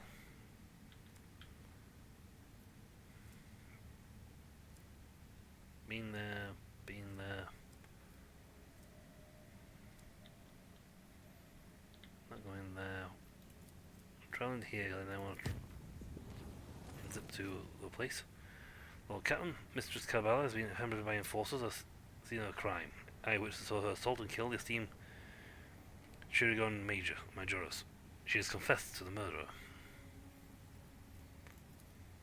The penalty for murdering a senior officer is death. However, given Mistress Cabala's honourable service and her special status, we dare not proceed without your permission. She is incarcerated and awaiting your judgment.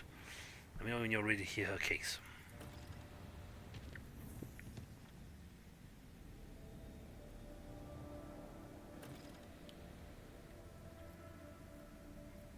Lovely.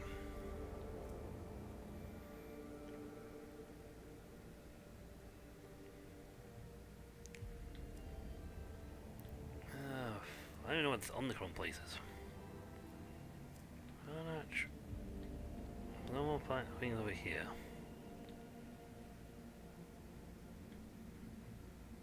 There's a monster there. So where's Omnicron? I swear I've heard that name before, and I've probably been dumb and not seen. scanned straight over it. Like 19 times. There! Omnicron. Seriously? How blind did I have to be to miss that? I don't know the pathway to get there.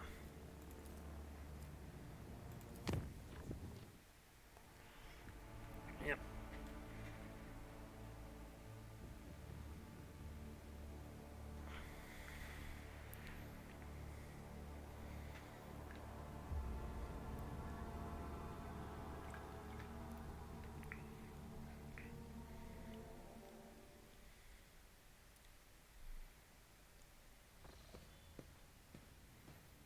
Cassia. Yubel, how wonderful it is that I found you here. Uncontrollable anxiety washes over your body when you lose your breath. Cassia notices this, closes her eyes, and you are released from the grip of emotions that are not your own. Please forgive me. My powers are sometimes too insistent in their attempts to break free from my control.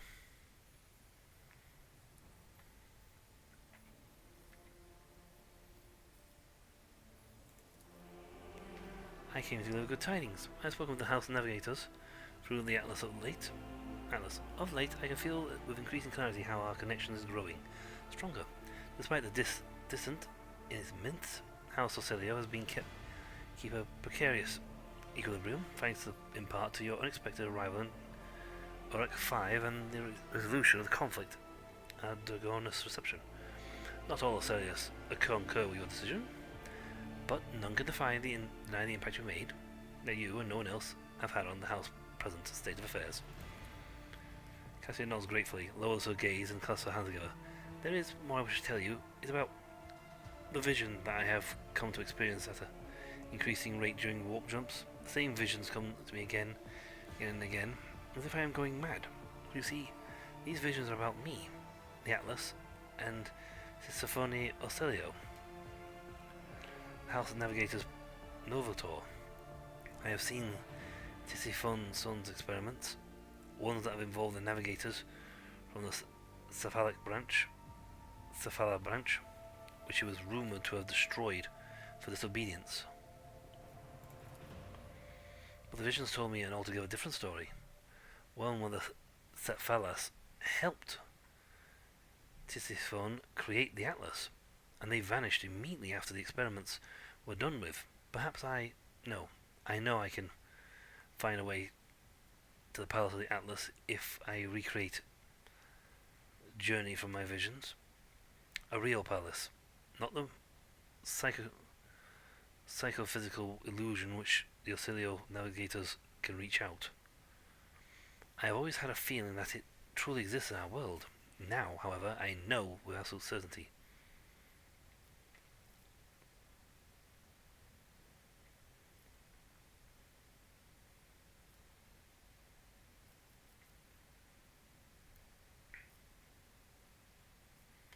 All these visions tell you. I saw Sisophone experience an epiphany in a dream. Just like my visions came to me in our travels through the warp, she beheld a planet hidden behind roiling warp storms. The world promised her great power.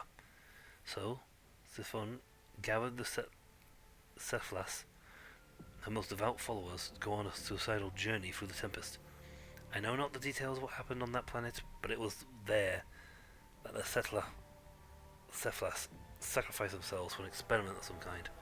It was there that House Ocelio obtained its Starway Atlas. For the first time ever, I have an opportunity to find answers to questions my mentors so deftly avoided.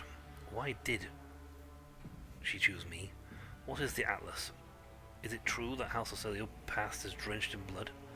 Please, Yubel, do not snap this taunty string of destiny, my destiny.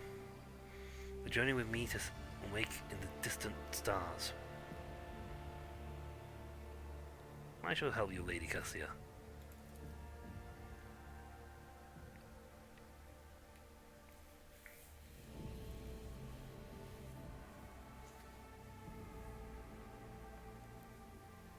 Cassia breathes a sigh of release, but the look in her ruby eyes quickly darkens again. The house is still watching me, both the renegades and the loyalists. I doubt that any of them will agree, and I into a brief armistice for the sake of learning the truth about the Atlas's origin. And I do not wish to see House Auxilio lose even one more life to another fratricidal skirmish. No, I shall go after the answers about this path on my own.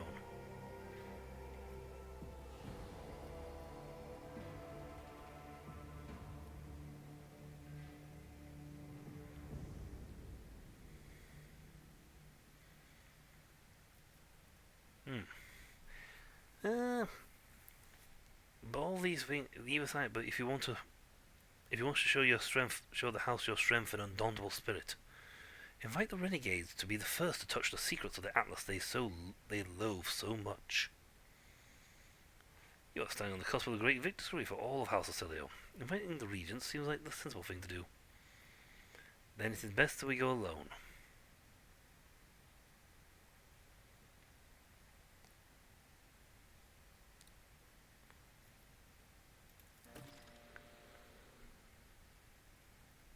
You're asking me to cast my lot with the renegades and murderers? Only 3 in 10 suicidal experiments made with success.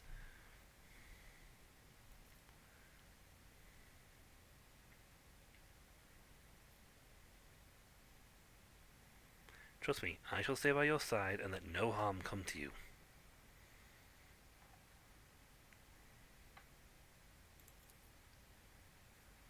If I were to turn my enemies into allies, it would help House Auxilio heal its wounds. Some of them at least. Cassia triedly rubs her breastplate where it conceals the Atlas.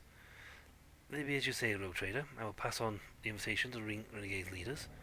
But if even the head of the rebellion agrees to this, they will never join the expedition in person. After the events of Dargonus, all of House Auxilio trembles before you, and I doubt the traitors are eager to take unnecessary risks. And now, permit me to take my leave. I must start preparing for the journey. From what I have been able to glean, we must first travel to the ruby-eyed, red eyes widen in astonishment. The sales of a prophecy system. Odd that. Could it be that the historical records are lying?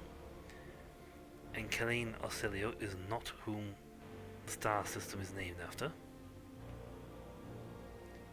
Anyway, that is the system on which to back on a journey we are going to follow in her long forgotten footsteps. Okay, I guess I should go to the bridge and talk to Kiss. Unless it's like... Is there a thing I gotta go to this trial? The price of power. Has death whispered her your name? Fair trade. Administratum. See, we should really be going. You know what? I'm completely utterly not doing. So far, I'm completely utterly not been doing the thing of to win a world back.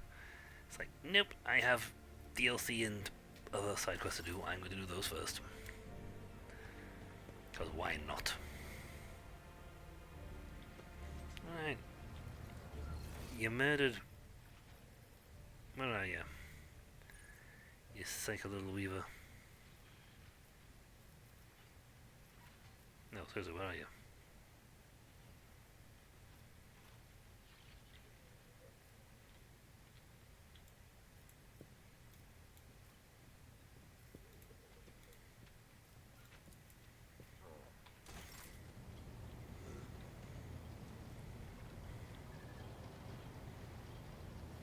She should be on the bridge. Well, where's the start? Call the...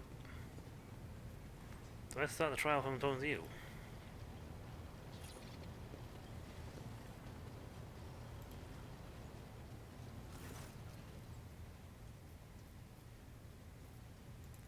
Nope. What are you? You psycho little murderer. Mazai is there. Theater's here.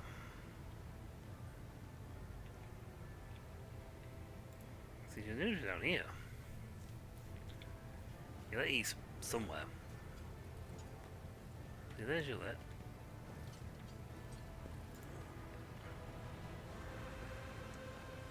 Potato, Idira.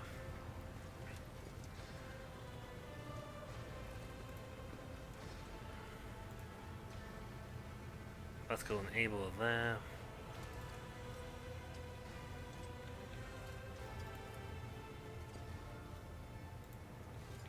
Cool.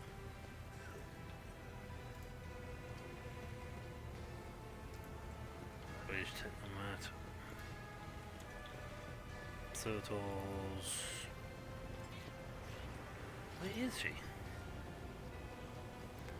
Henrix.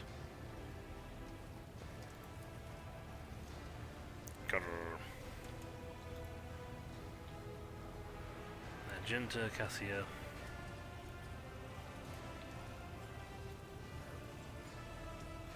There's a Solane, big telescope for some reason. Mars Eye. Yeah, yeah. I can't find her. Stays on the bridge.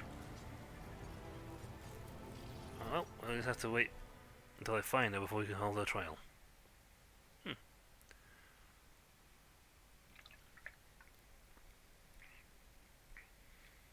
I suppose a lot of companions start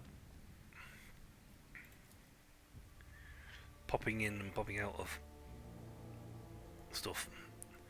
We returned home because we have a quest line to drop off.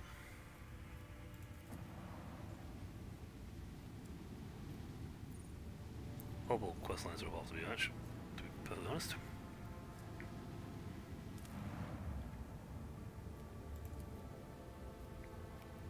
Yay. Well. Colony Project, sorted goods, rank 2.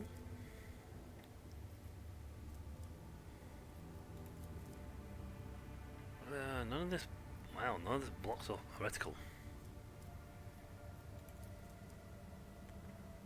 None of this blocks off anything from anyone, it looks like.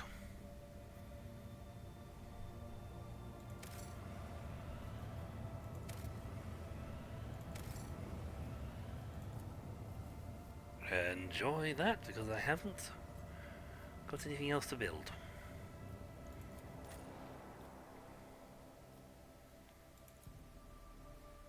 Well, back to the administratum again.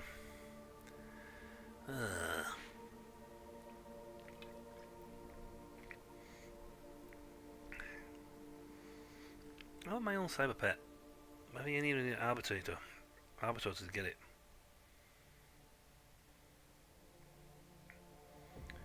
So thankfully, my third... Oh wait, no, my third play... Actually, no, my second... My original playthrough was a Psycho in the Iconoclast. Third Iconoclast. But... one could shift instead to... Oh my god, oh yeah.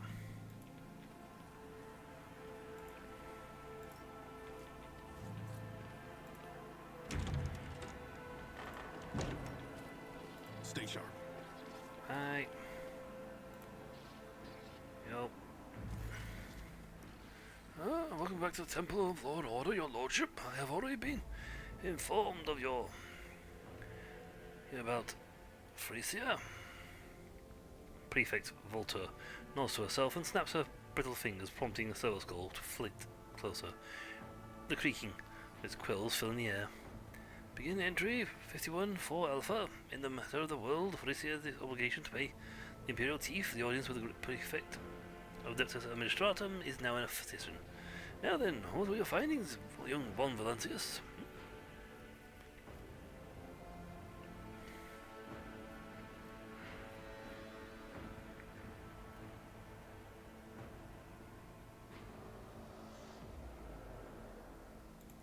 I am executed. I see. This is regrettable news, even if your reaction was forced by circumstance. Governor means loss of very stability of any servant of the Administratum. Immediately obliged to uphold and protect. Well, let's go get the record then. Affected the execution of the governor appointed by the Adeptus Administratum. Preliminary damage assessment and restoration forecast of the world's key structures. Class A, severe, noted, recorded.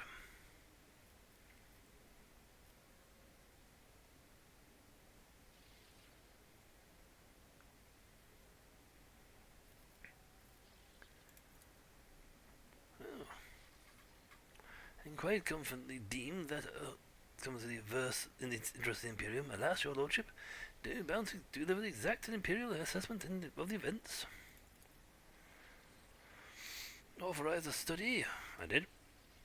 Of presumably warp-corrupted material located on the world of Phrygia, due to the danger of the planets resulting from this decision, can no longer be considered safe and are to be halted until further notice.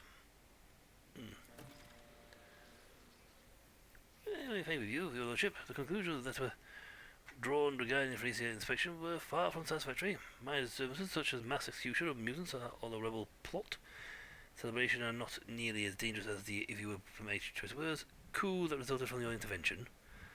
Understand that the consequence is something that those endowed with power are wont to leave their servants to deal with, and therefore something they find acceptable to ignore.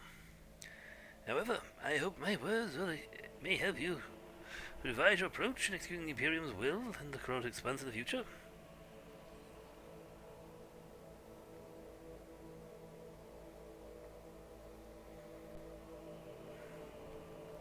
I took care of a problematic world of yours, and you are twisting the facts regarding my efforts.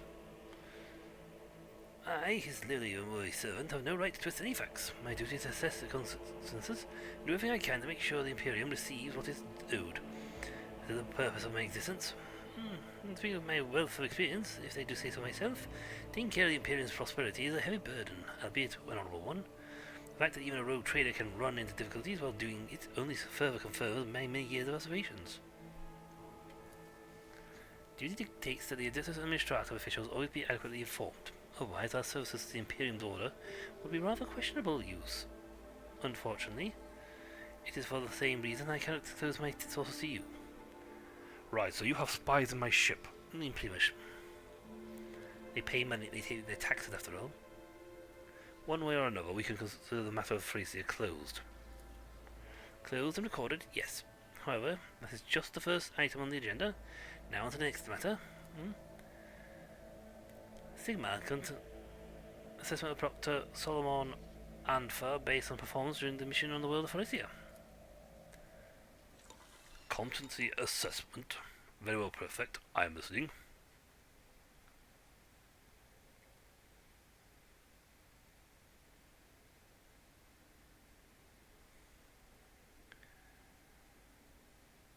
Someone's finally caught you by the scruff of the neck, Lawman. Let's see how this plays out. So let's avoid misunderstanding. Allow me to clarify that I am not making a judgment, but rather gathering information at Marshal Strach's request. Proctor Anfar, you will be evaluating your own conduct in this instance. For my part, I will merely state a few key points. Let us begin. How would you prescribe the performance? Count the following facts. You took part in the execution of the Administratum's appointee without its appropriate permission. You allowed yourself to be captured, thus endangering your mission and imperiling the valuable equipment issued to you by the Adeptus Arbites. What is more, you sanctioned the thief-related decision that carries adverse consequences for the Imperium. That is all. Proceed to your self-evaluation. Heavy gaze is fixed upon the prefect and slowly forces the first words of his jaws, as if they have turned to stone. I took every effort and was acting solely in the name of the Lex Imperialis. However, the outcome of the mission speaks for myself. My verdict is thus, that my performance for Phrygia case was inadequate. Noted and recorded. Now that the Phrygia inspection report has been properly entered onto record, allow me on behalf of the Adeptus Administratum to overly extend our gratitude for the support you provide us. May the Von Valancia's name be forever praised, may the Emperor protect your dynasty for many generations, yada yada yada, blah blah blah blah blah blah. That said, I must now request your assistance in a different capacity. A number of highly important court cases have accumulated at the Palace of Justice. Can require formal resolutions by the rogue trader himself.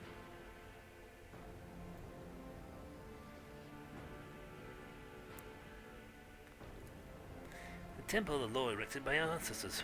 In some cases always settled by the heads of the dynasty, but since their time was occupied by other important duties, the facility was built for storing especially complex cases.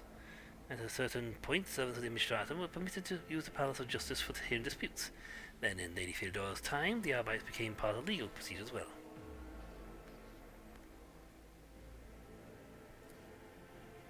Exactly as harsh as my duty demands I be. An arbitrator has no right to make mistakes or weaknesses. Our mission is much too important. You're taxmen. You're literally taxmen.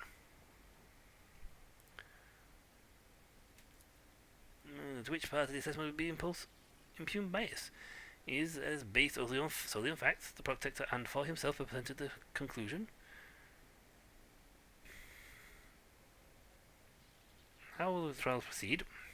Defense will speak first, thereupon you can ask me clarifying questions on the case, and then a death sentence must be passed. You are, of course, free to judge otherwise, but execution is preferable, since in every case that will come before you, an outcome without highly unpleasant consequences is unlikely. Executions reduce the number of malcontents and motivate prospective defendants to solve their problems before they come under the purview of the Rogue Traders Court.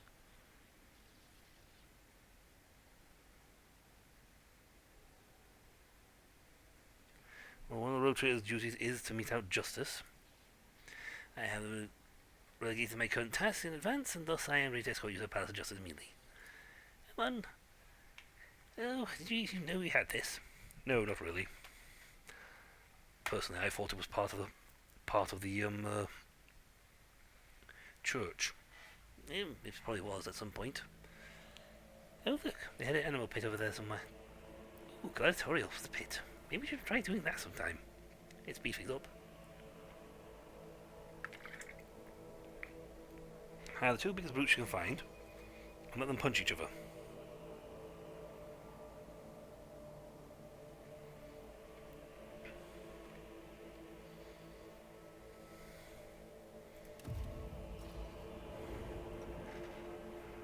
Seriously, how many palaces do we have in this place? We're here mostly for whoever you executed, you know.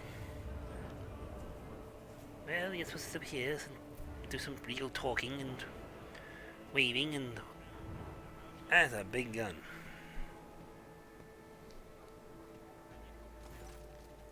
Court Administrator. Glory to... You are greeted by an impeccably dressed man with perfectly straight back, an Arbite scale emblem on his is embroidered on his clothing.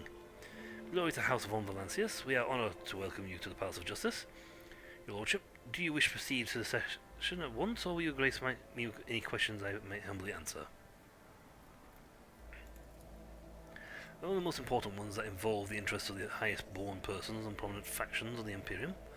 Disputes between noble houses that go on for generations, conflicts between God Emperor's servants who are vested with authority and those who disagree affect trade and security in the Protectorate, and other litigations of significance. The case is litigated at the Palace of Justice. That's right, give him a weird, somber voice. Because of the matter of life and death. In such instances, there's always a guilty party whose lies, convenience, or negligence have caused damage to the Protectorate. The task of judge is to establish guilt and pass on a stern sentence, as ordered cannot be imposed without summary executions. Is that Palace of Justice, the 9th residence of the House of Von Valancius, by your esteemed ancestor Benevaz von Valancius, and handed over by the Theodora von Valancius. May she have a basket of throne Empress Radiance. The Adeptus Arbites, and the Administratum, for adjudicatory use. Cases of special interest are heard, the past sentences are carried out here also. No, your lordship, as in the case of the rest of the Imperium, we'll make do with the traditional method.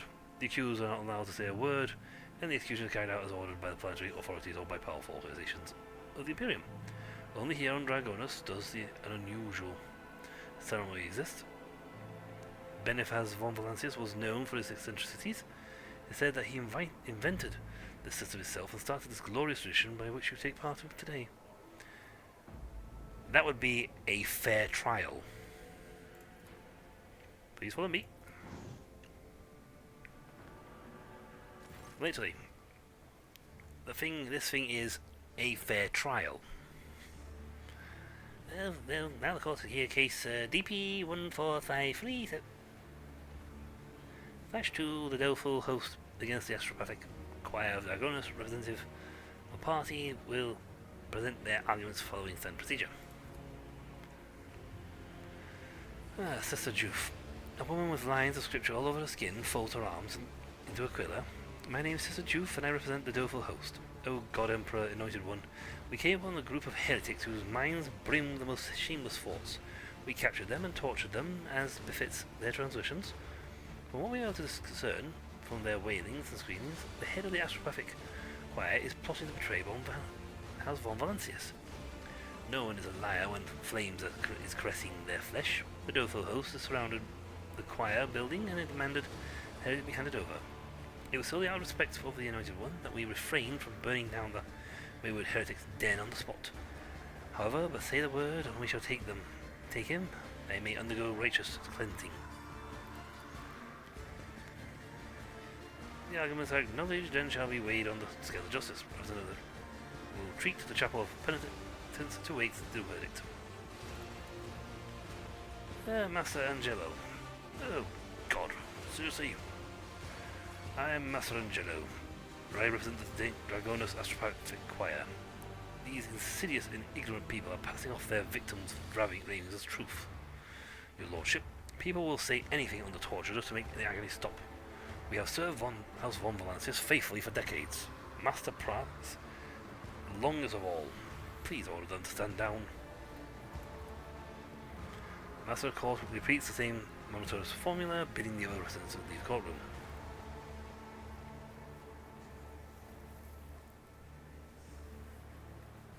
Why are they putting things on the scales? The Scale of Justice are a sacred relic installed as a testament to the alliance between the von Valancius dynasty on one side and the Adeptus Arbites straight on the other. Legend says that the ancient machine spirit dwells within the relic. The Scales of Justice are only used on extraordinary occasions when the intervention from a rogue trader is necessary. The ceremony dictates that items symbolizing the party's arguments be placed on the scales, and once the verdict is announced, the machine spirits weigh the decision made and show either affirmative or rejection through the position of the scales. However, there has never been an occurrence where the rogue traders' spirits on the scales were divided on the verdict. That sounds like a challenge. It's highly unlikely that such an artifact actually exists. Judging by the design of the device, it is nothing more than a set of regular, albeit enormous and massively crafted weight scales devoid of machine spirits of any kind. Someone must be secretly manipulating the plates in order to add greater profoundness to the rogue trader's verdict. Yeah, right.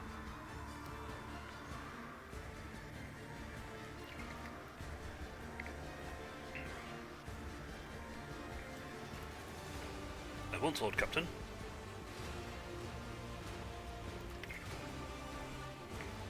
Colonel Master Weiss has known Master Pratt for a long time. He has made very measured assessment. In fact, that for some time now, the mental image conveyed by the press has taken profound anxiety, and become more aloof and detached overall. I absolutely practiced horrific experience during the warp storm, but it is less than completely sure that there is still something that sets Dragonus' Choirmaster's message apart from the other of his fellow survivors.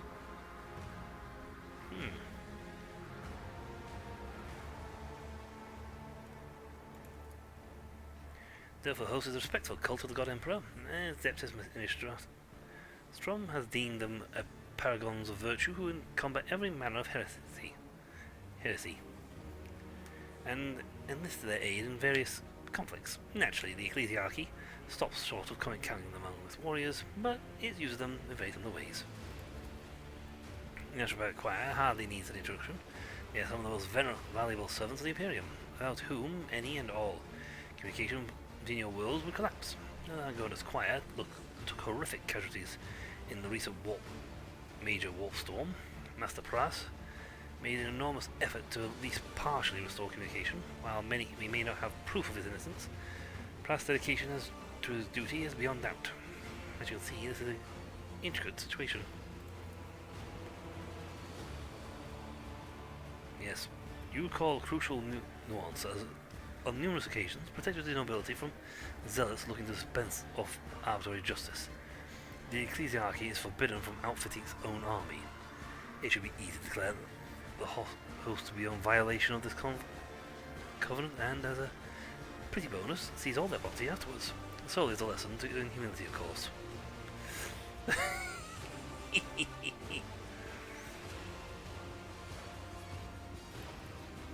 Again, I'm afraid I said what they had to say. Yeah. Both parties have shown disrespect for the Imperium's authority. The doleful host is engaged in mob justice, and the defendant did not even deign to stand in trial. Sentence them both to death. That'll be up to welcome. Seriously? Does our justice system just in case of walk around and shoot people? Your end trial. Excellent. What's the penalty in case we fail? Death. If we succeed, we kill you faster. Thanks.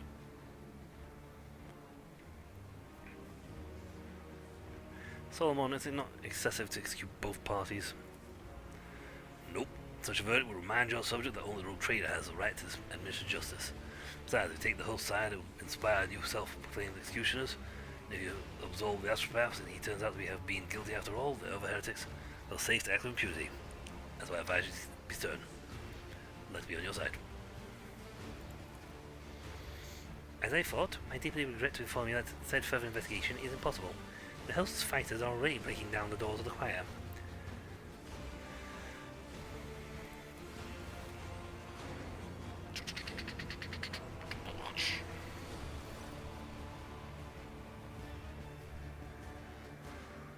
Security plus 2.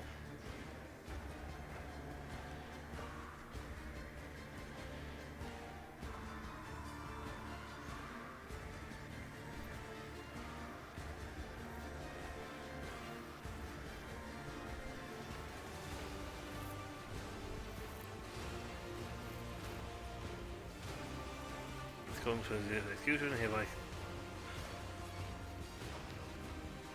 get that, get Holy Ghost range weapon, all that one. Security efficiency -4.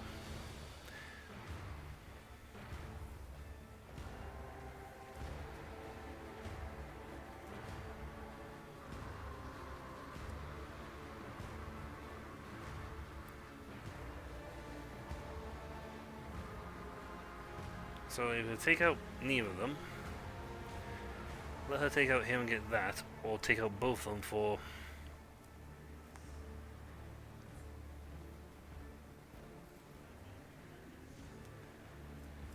I can get security plus 2, or I can get Holy Gifts free, weapons free, range weapons 2. Now my Ashford Choir lady did say, choir guy himself said that the something's up with the choir master.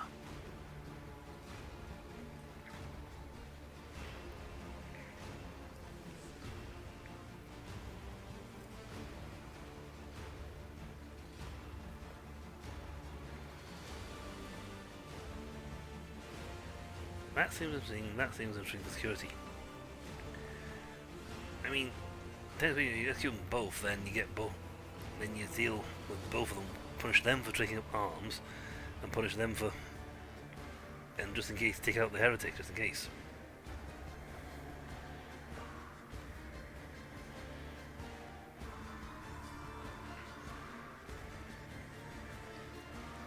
Down, security down.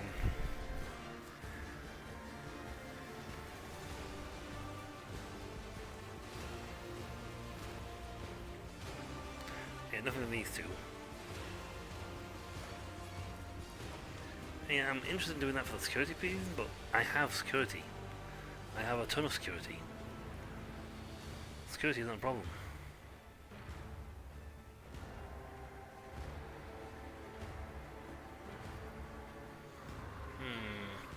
It's one of those quick things. It's like, this is a bit extreme. If I want to get all sorts of stuff, I should take both options. But at the same time, there's not much of an issue on if the choir master is in fact actually guilty, and I pardon him, then he'll be ruled for heretics.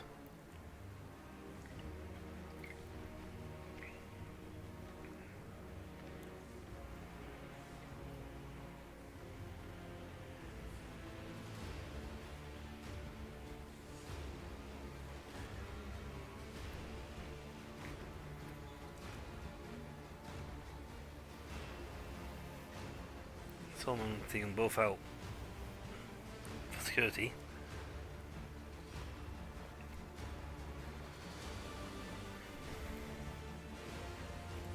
to that one. But you'll be cast out. So looking like a true heir to Lady von Theodora. Who could squeeze gold out of a rock? Sister Juve would never recant her statement. You have no choice but to accept your conditions.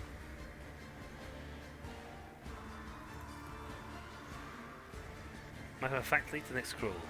The court will now hear petition CR 154733 restated. Petitioner is Cardinal Angeles. Your argument, please, Cardinal.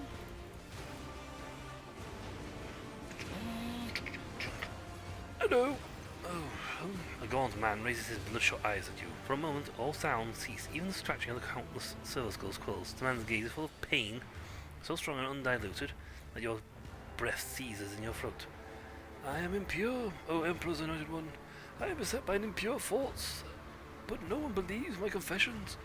I have been giving away the treasures I possess, only for people to bring me more. Worse still is the knowledge that I am leading people astray. They look at me and believe a state of perfect grace is attainable, while I am very tired. The Cardinal blinks away tears and continues. But most terrible of all is that my brethren, the preachers of Corona's expanse, see me as a holy man. The delusion has been so persistent that they sent a petition to Holy Terror asking that I be made a saint. That was when I became firm in my decision to submit to torture in front of the congregation, thus reminding them that no holiness exists unless bestowed as a gift by the God Emperor. Even clerics of my rank can and must repent, thus becoming more pure every day. Please allow me to undergo mortal torture in his name in front of my parishioners. Am I hearing this correctly? Is the Cardinal asking to be tortured to death for his wickedness? That's correct. In addition, he insists on your subject bearing witness to it, as a lesson to them, so to speak. The refusal of a cardinal is impious in itself, but to execute one who is a saint in all but name. You devise an elegant rendering of the sentence, one that will convince everyone that you are in the right and save you from being branded a saint killer. All you must do is accuse the Cardinal of intending to murder an all but canonized individual. And then, what do you gotta say? Situation analysis complete. Let the paradox cease. Let functionality triumph. Suggestion: use the unit Cardinal Analysis organic remains to construct a silver skull herald and place it in an automated chapel. The status of sainthood will be extended to the liturgical mechanism. According to the Lex Imperialis, the candidate saint may personally challenge their sainting by petitioning the Ecclesiarchy on Holy Terror, sidestepping the head of the Imperial cult is a violation of Emperor's law. Since the astropathic communication with the rest of the Imperium has been disrupted, I propose to put Cardinal Annas on a ship that crosses the Moor, that he can submit this request and with every formality observed. For Solomon, the Moor is closed. I do not intend to diminish the stipulations. Besides, following the letter, the law absolves you of any necessity of tainting your hands with blood. Then shall see. Either the Cardinal will cross the Moor, thus proving his sainthood, or he will perish if the Emperor wills it. As you see, the Lex Imperialis has all the answers. Attention, Rogue Trader speaks.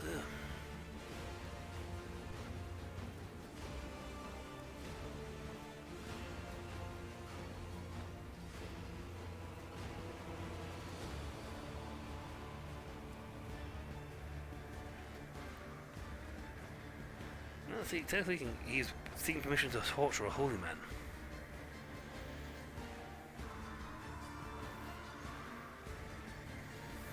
So you are violating both secular and ecclesiarchic law. For that's the reason. For that, I sentence you to death. It absolves me on both things, because I don't. He's technically breaking the law.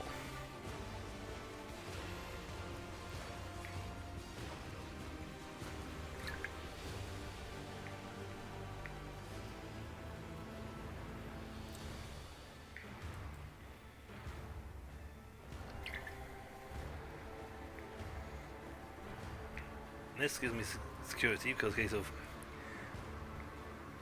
you should go to Terra. So you'll either die in the process, or you will die, or you'll get there. Oh, well, this one seems more useful.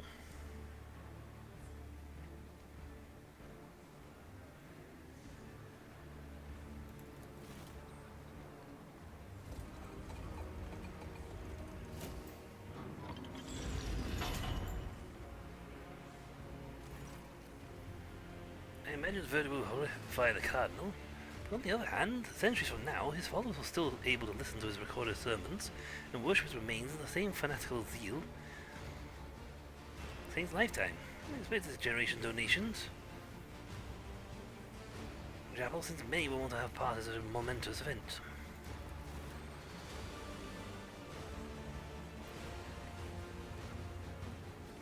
So I haven't blasted anybody with a cannon. I have a cannon. But not one person put out that yet. Has made this well clear. Cardinal Annalise will leave the Palace of Justice to accept his fate. Bye bye. Okay, then, let's see.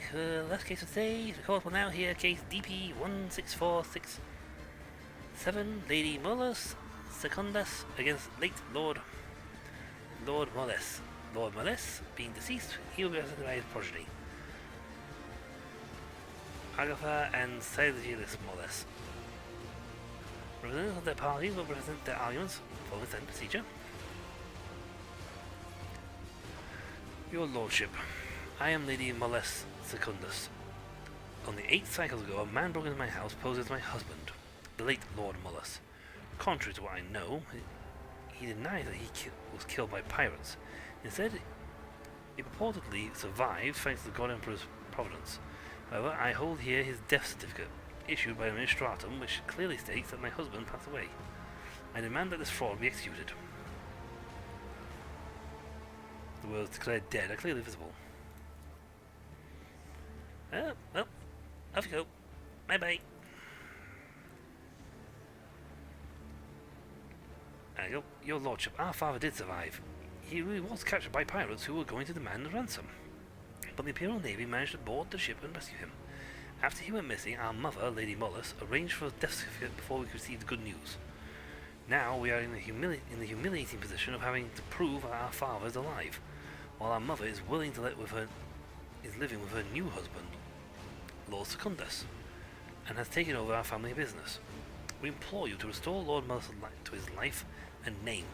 He humbly awaits your decision in the Chapel of Patience. Knowledge that the road traders thing. Oh, that's the thing. If he was captured but was expected to be ransomed, only to then be saved.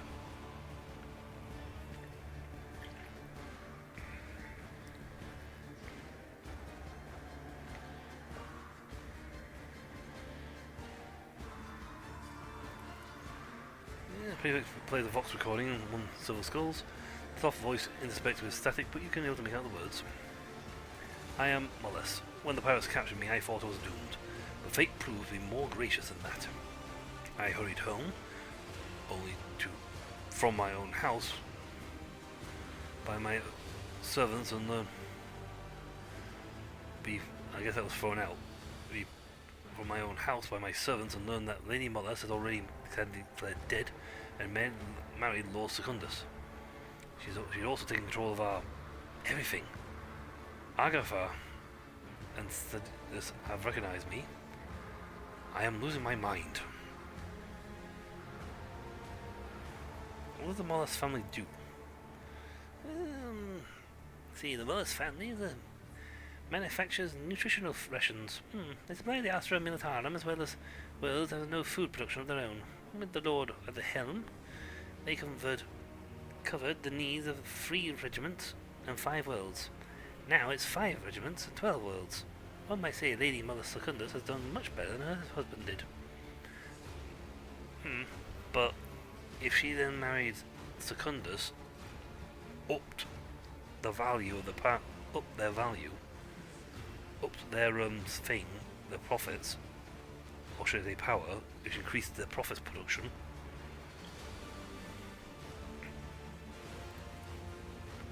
Commissar succeeded. Lady Mollis Secundus' talents are self-evident. She can easily boost production of any planet. What might be called her promotion under the guise of punishment would bring tangible benefits. You just also happen to think of several backwater worlds that have a good potential but lack a capable stewardship to match it. It's a complicated situation, but Lady Mother Secundus was acting in the Imperium's interests. She had shouldered the duty to care for the family business and was in no position to wallow in her grief cycles upon cycles.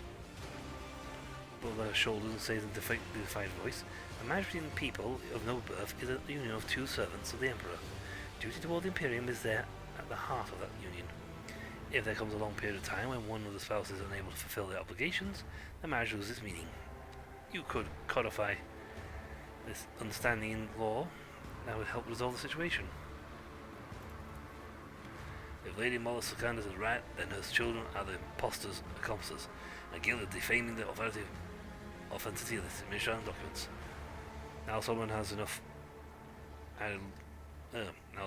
had enough Sangford in him for a regiment. Let the woman know that her heirs must face the same fate as a criminal. So this stipulates the law of the Emperor's law. As you wish.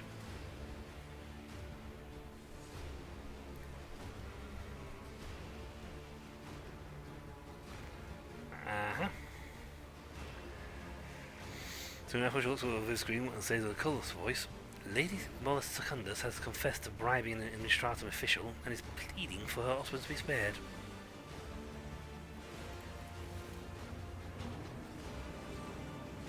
And to fire the big gun once.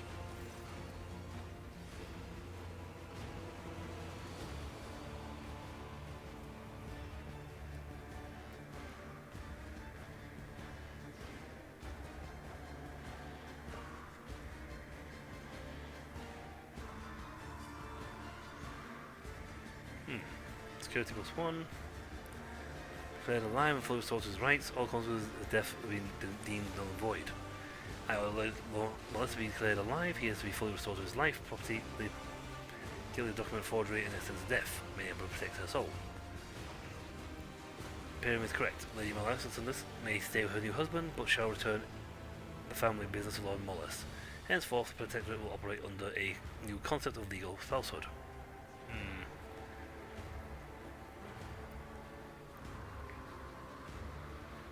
Well, perfect. Let us discuss the crime committed inside the Administratum that has led to this hearing.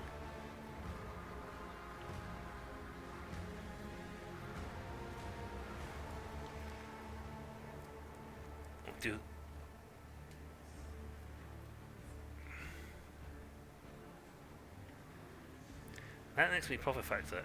It promotes her and punishes her at the same time. And she gets off the death sentence. So I expect her to turn me a profit.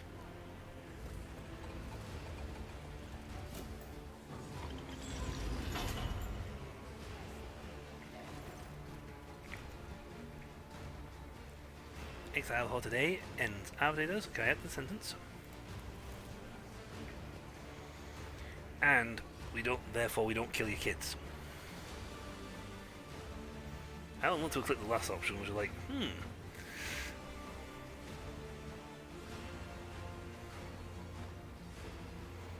Many fears are held court sessions like this to strengthen her subjects' faith in the Lex Imperialis and their fear of breaching it. A most useful practice, wouldn't you agree?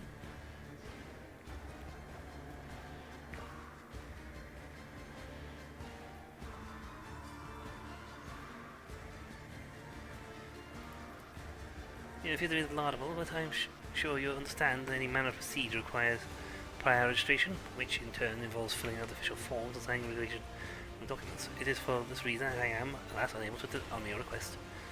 I will now return to my duties. Thank you. This whole thing court case is a bit of a farce. It's not really a court case. It's just a case of, well, let's throw people under the bus. Well, we didn't fire the big gun once. He's being, I would have fired my big cannon. Right. Whoever's operating this thing Yeah, well. Ooh, I missed out multiple treasures actually.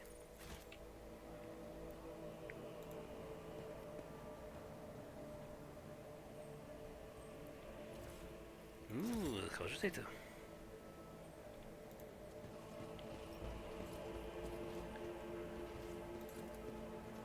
Come on, Pascal. Cogitator. Make sure that all the possessions are being meticulously accounted for and disposed. Uh-huh. So long as you get what you want, that's all you care for. Is the threat of death the only thing that can make you abide by your own laws? Probably. What other sentient creatures realize intuitively you enforce through violence? Do not compare the absolute of the Lex to Xenos instincts. The perfection of the Emperor's law is such that it is not meant to be comprehended, but it is meant to be followed, willingly or otherwise. That just leads to chaos. My actions speak louder than words. Nice. Yoink. Court Guardian. They're all sat there looking bored because they didn't blast him with a big cannon. They were hoping for someone to fire the cannon. Onward to victory. They were like, yeah, someone's gonna shot the cannon. It's like, no. Old complaint.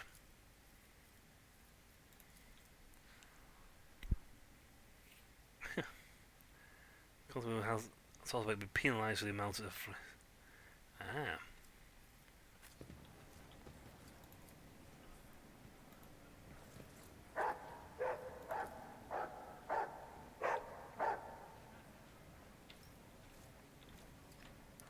Nice thing there's someone behind the door.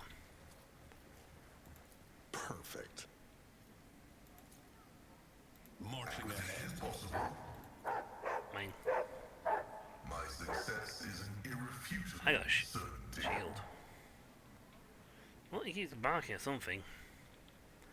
But I can't see anything on the map.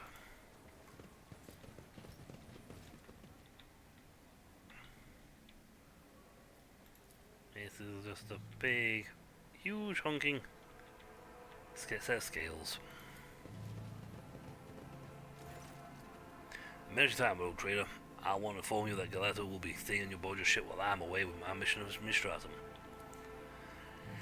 His augmetics are taking quite a hit after everything that happened on Thracia, so I'm putting him in your care, your tech priests. You're on a mission without Galato? That sounds risky. Rather still going on malfunction as I'm a mastiff. Still, since I am pressed for time, I simply have to adapt circumstances. No doubt everything well care of. Thank you for hearing me out. That's all I wanted to say. You can have my cyber dog. Can I have a cyber? I'd rather myself. You have activate companion mode. You now can put in pets from that you've been given.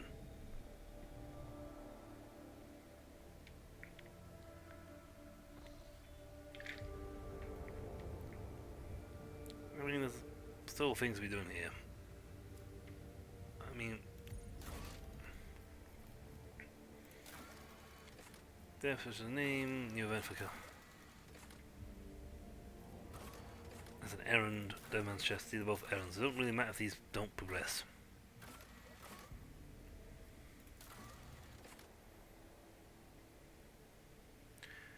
Alright, maybe he has to talk to Saucerbeck.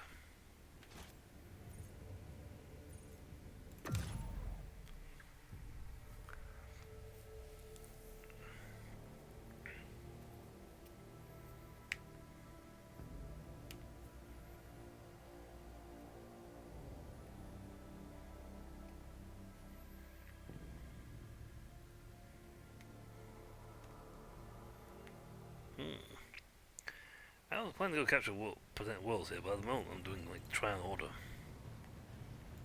Yeah, let's also back.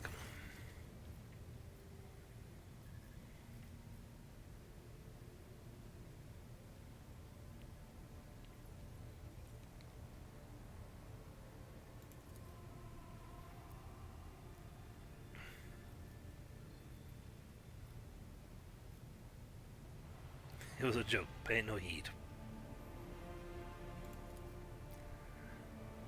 I assumed. Bring Kavalik here. The justice be done. I just left the path of justice. I'm gonna put her in the charge as well, you know.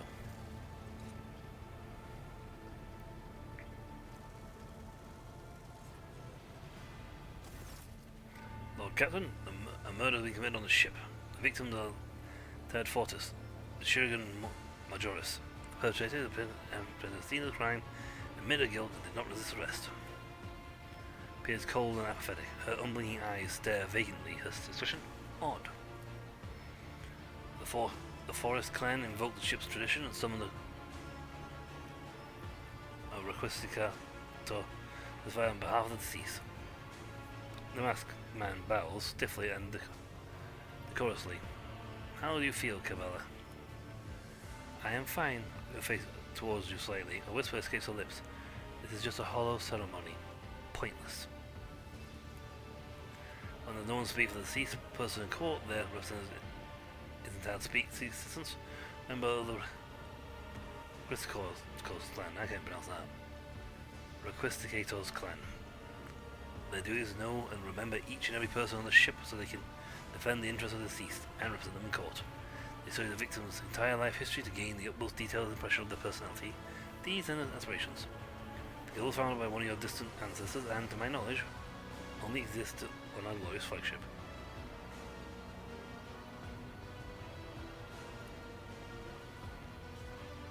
Maskman head lowers and the man strokes his chin contemplatively. He was fascinated by diseases, injuries, pathogens, complications. The part he disliked was the patients. They would not let him concentrate on that which was killing them.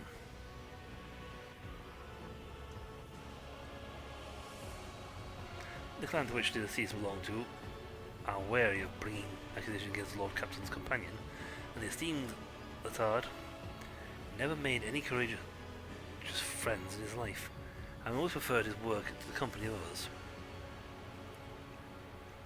The council didn't give much. The deceased and the murderer had a brief conversation, following which Mistress Cabela beheaded the Majoris. The witness did not overhear any details of the conversation.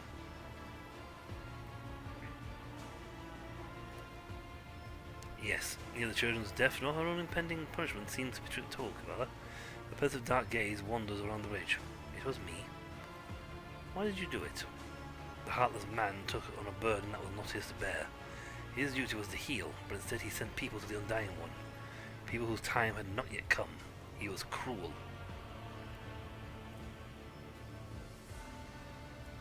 And had no intention of ever stopping.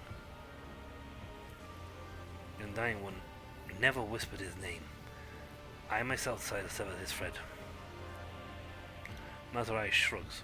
So she felt like killing some servant. Why do they all take such offense? Is every corpse going to cause such a stir from now on? I told you we didn't like this, but why would anyone listen to the Lord J? The colours have changed. The scarlet and gold are drowning in a rage of muddy crimson, misty blues of sorrow, and the impenetrable greens of doubt. These shades are all in conflict, melding together into forensic tapestry. You walked a narrow, dark path across the yawning abyss. It is a small wonder that you stumbled. This soul, already mangled by blood and frightening service, has fractured further still. Can it be saved? Falls silent, leaving her own question unanswered. The esteemed Letard served the Void Ship and his dynasty for many years. He treated the sick and gained new knowledge as the trade commanded. He saved many, but he himself was not saved. He caused Mistress Cabela no grievances.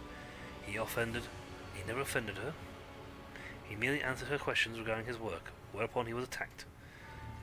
And so he has a right to demand reckoning. The death of his murderer should be lawful and proportionate retribution. The heartless man did more than heal people.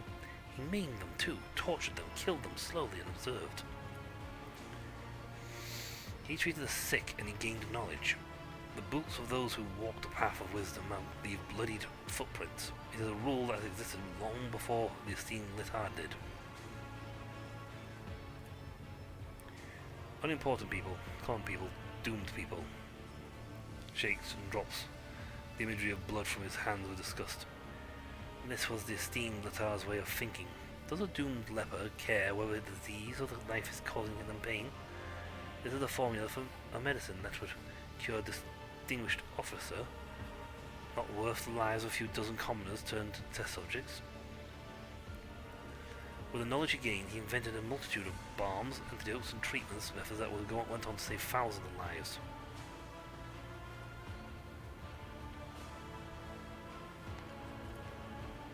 The esteemed Letard would be grateful for his judgment. He was a man of logic and practicality.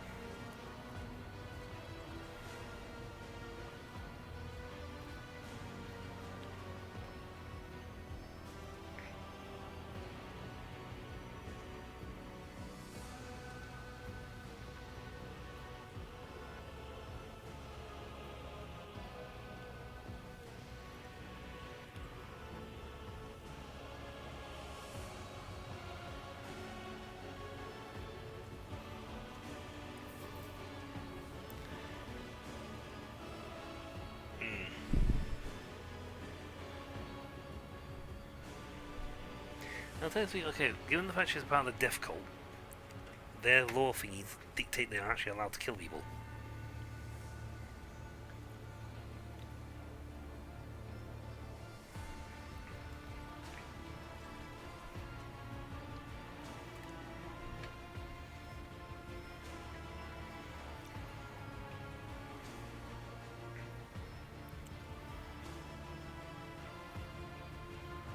Ship her accused on the other hand are not but dust.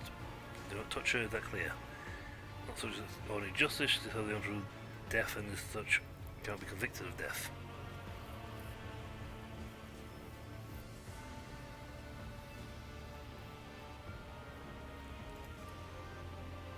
That is esteemed law is indifferent to fortunes, as this strange kingdom.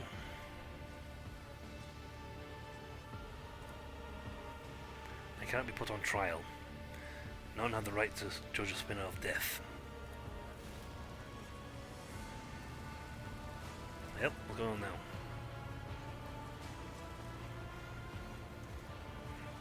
Hello. Only he can judge.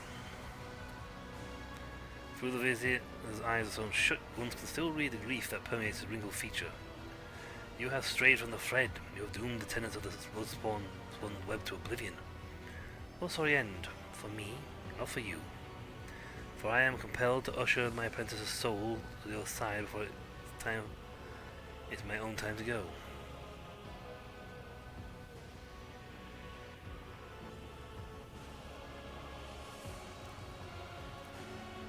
To take the one who no longer sees the tenants, to give her to him. She is dangerous. To fastify her forever, such is my duty, and so it must be. Mentor, why me? Do you truly think the greatest danger to your flock is me?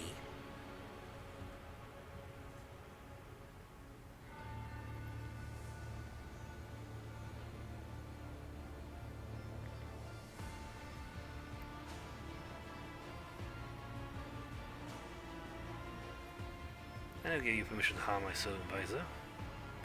What is happening to her? She is not herself.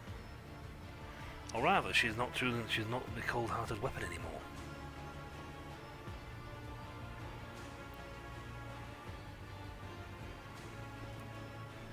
The second spinner is in the throes of spiritual ailment called doubt. This most terrible ailment, through harmless to layfolk, is deadly to us, for a doubtful spinner will stray from their destined thread into the bloodthirsty madness. Doubt brings them to the undying one before their time.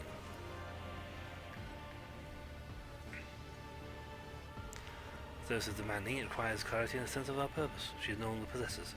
Long have I sensed the seeds of anxiety in her. I had hoped her reason would prove stronger and prevail. Alas, now I see the mark of response on her. Alas, I know that I am not mistaken. There must be a way to help her. How would one heal the soul of another? Domin? She is fighting the losing battle inside her mind. One she is all but lost. We cannot enter her mind. We cannot reach out her hand to her. Although, you could. A thread binds the Domin and his shadow together. A rare thread. A shared thread. Will that connection be enough for your souls to enter into harmony?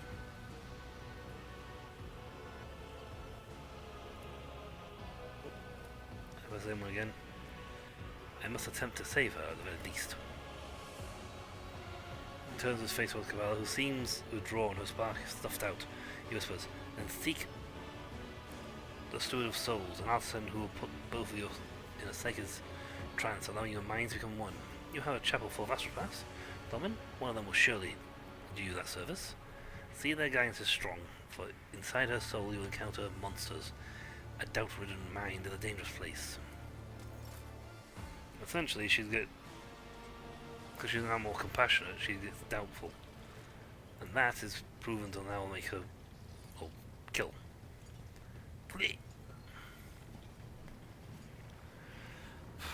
Let's see, where else we gotta go? Devils with a name, go to the Asphatic Choir. The price of power wants me to go to St. Margaret Mundus. Omnicron for you. Siege for you. Empress Farm for you.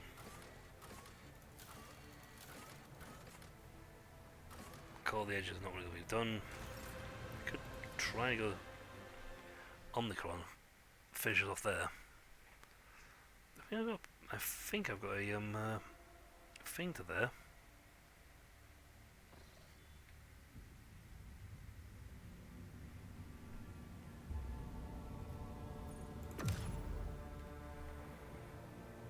If not, I do have 9 more points I can spend.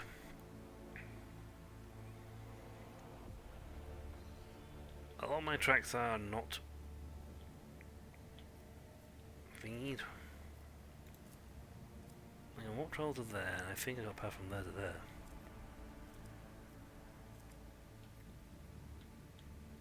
The ones I highlighted are also I have no direct line to there. But I think I can pathway from here. That leads to there. Here's all the way around there.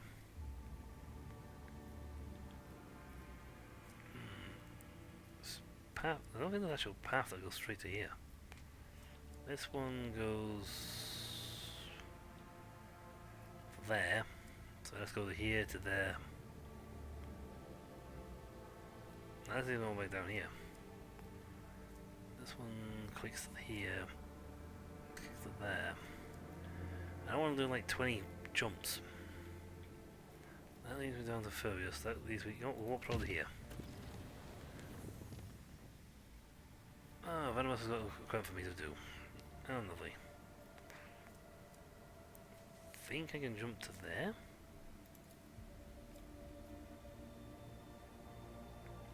I suppose I should do Verbus. Right. You got anything else to pull up? Wow.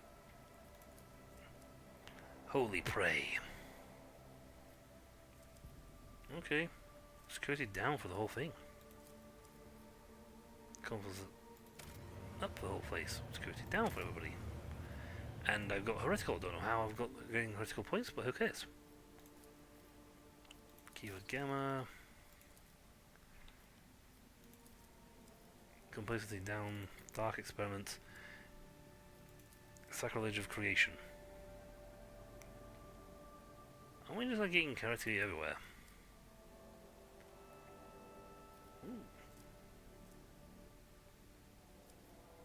Sure.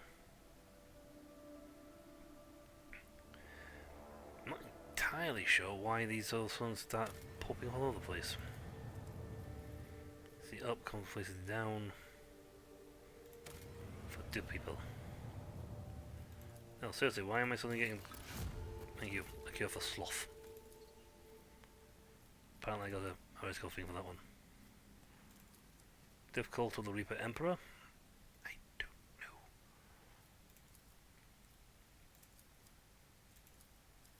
This was the only one I actually wanted. Ooh. That's Wraith. Xenos Shelter. Merciful Savior feature.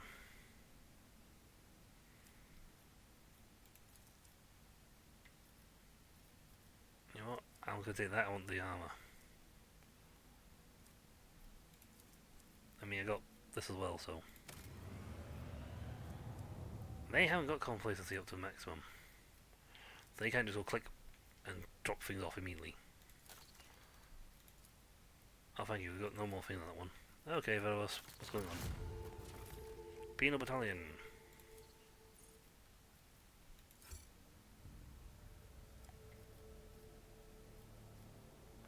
Oh, I've actually got to go to your world. Uvavu.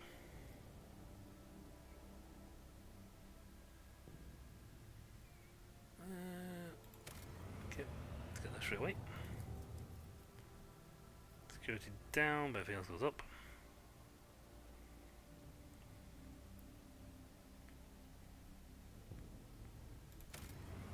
And then the void, get that, and get security up. Why are these only appearing on every planet? I'm still getting like 20 blinking projects beyond me. Well, security went up one, but I can knock them down two, that's fine. Hungering Mind, which is some liquor wares. Right, you're all finished. I have to actually go to your planet.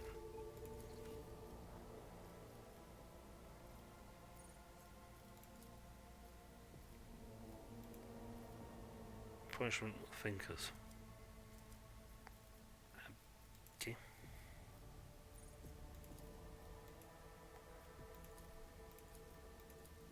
You can have that because it's finished. So I actually got to go to the planet in order to do this last event. This event. Okay. I ain't gonna be for a while. I got a little place to go. I think this one leads me to where I want to go. Yep, there it is. Bad news about the Steam Master Anther accompany you. According to the message from the Adeptus Arbites, he is being discharged and is currently an overseer on Venomous 4-6. However, Prefect Vulture has informed me that you have authority to challenge that decision and have Master Arthur reinstated. Why? You recall the internal mission he went on not so long ago? As far as I know, it was a failure which led to Master Anfar being deemed unworthy as rank and unfit to serve you. I would like to note that the Cyber Mastiff is still on board due to the damage dog sustained at Pharicia. Left it in care of your tech police. There was plant malfunction. The servants of the Omnicide have patched up the creature, also warned that a final synchronization of its implants with those of Master required for the Cyber Mastiff to be considered fully repaired. I'll collect him in person. Condemned. Then I will send a request to have the Master Anfar reinstated. Pending arrival. Yay, trying through the Imperium, we've got the beta. Hi. Well, we've got points, we'll just do a all the way thing. I want to finish this thing. This eyeball thing. Thing with the flangey things.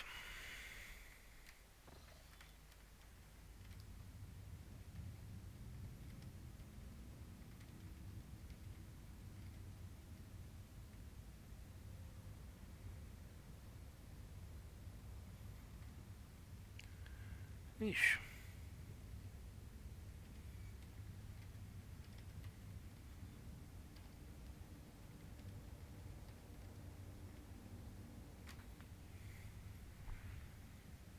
Finger of Sorrow. Blow it up.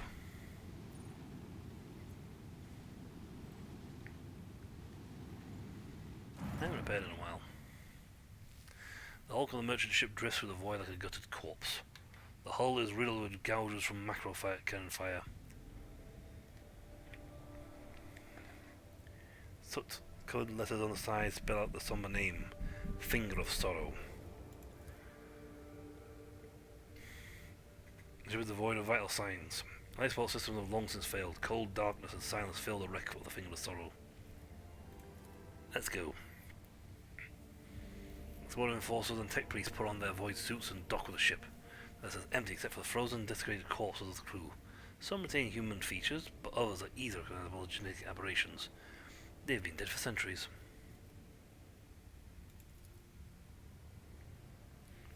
Finger of Sorrow Common merchant vessel. The log records its travel along the many trade routes of the Calixis sector. The last entry states that the ship departed from Port Wanda on the border between Corona's Expanse and the Calixis sector. Tech Priest notes that the protocols for undocking from the station were not followed, indicating that either the hasty escape or blatant disregard for the covenants of the Omnissiah. Hold is empty, apart from a few containers. However, careful examination points to 3 open service hatches near that bear claw marks. Venturing deeper into the service tunnels, the enforcers find 3 empty nests with chunks of purple chitin and dried traces of dark slime that eaten through the metal pipe panels. There can be no doubt the Gene Stealers once lurked here.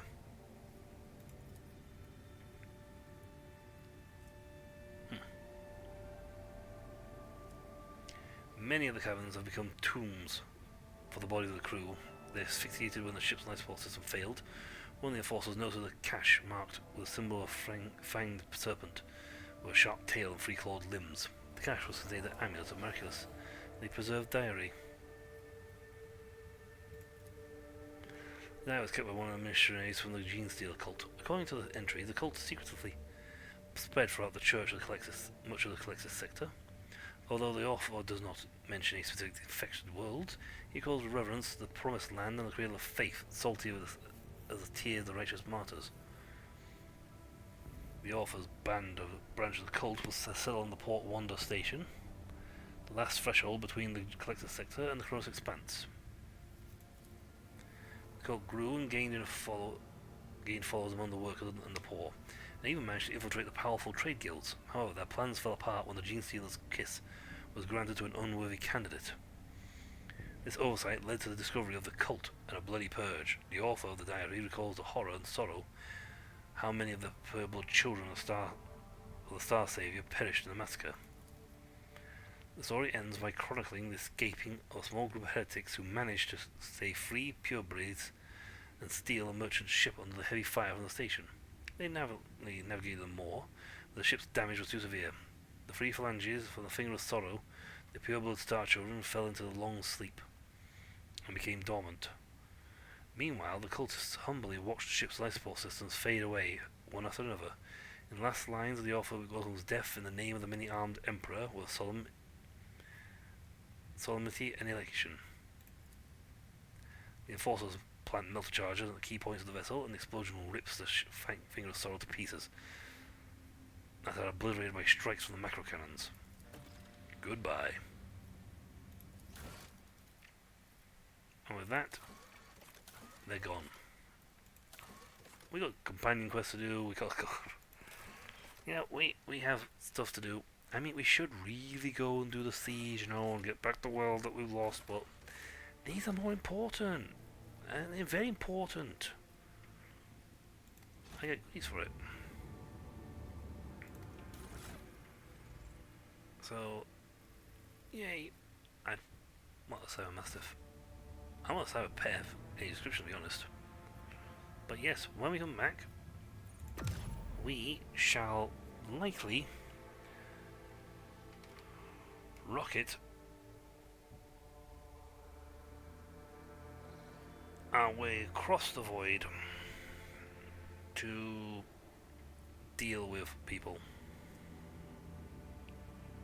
Let's go perform the ritual. It's an uncharted system. Nothing links to there. There's still prophecy.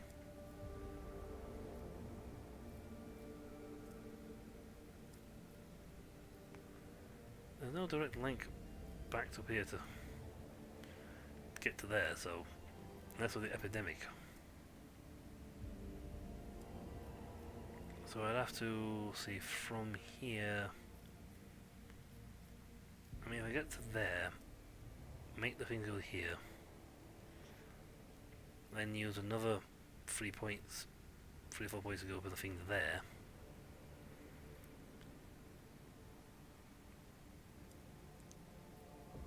I mean, that does put me in the.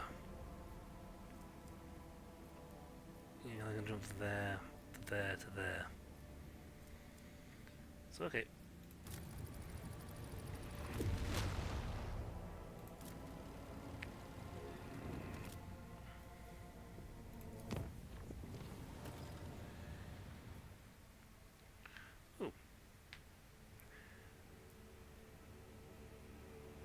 Okay. Sanctum Nevis. There's a lot of reading.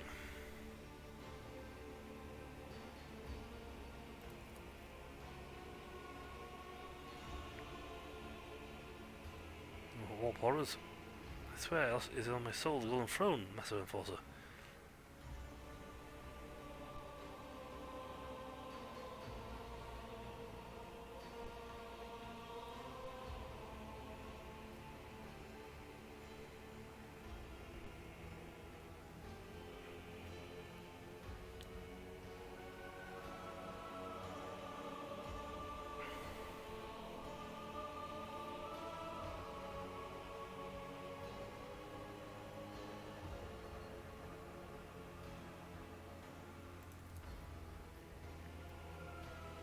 Wow, she painted.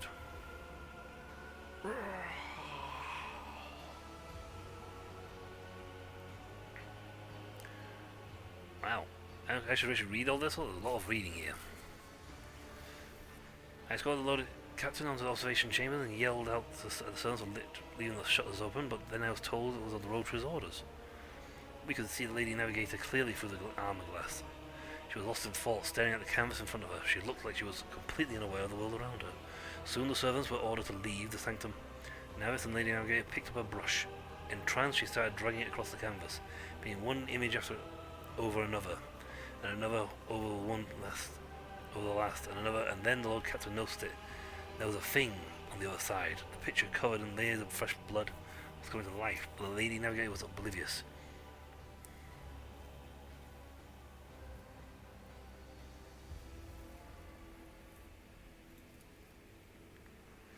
Startled by the Lord Captain's cry, Lady Navigator answered, but that's when I realized it. The armor glass between us and the Sanctum Nevis was gone, and the things in the painting, they broke free.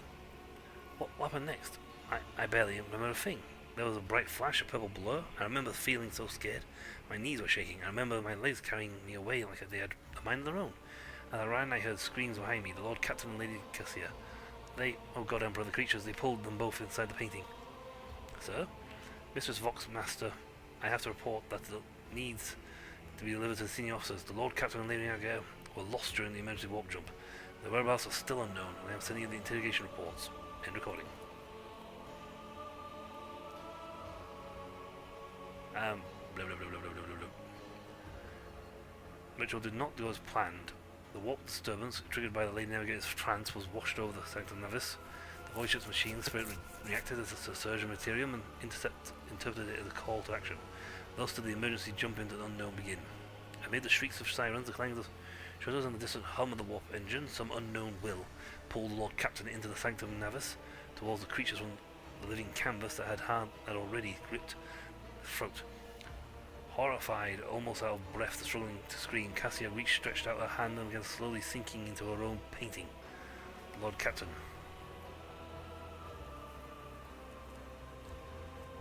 Nice. Nice.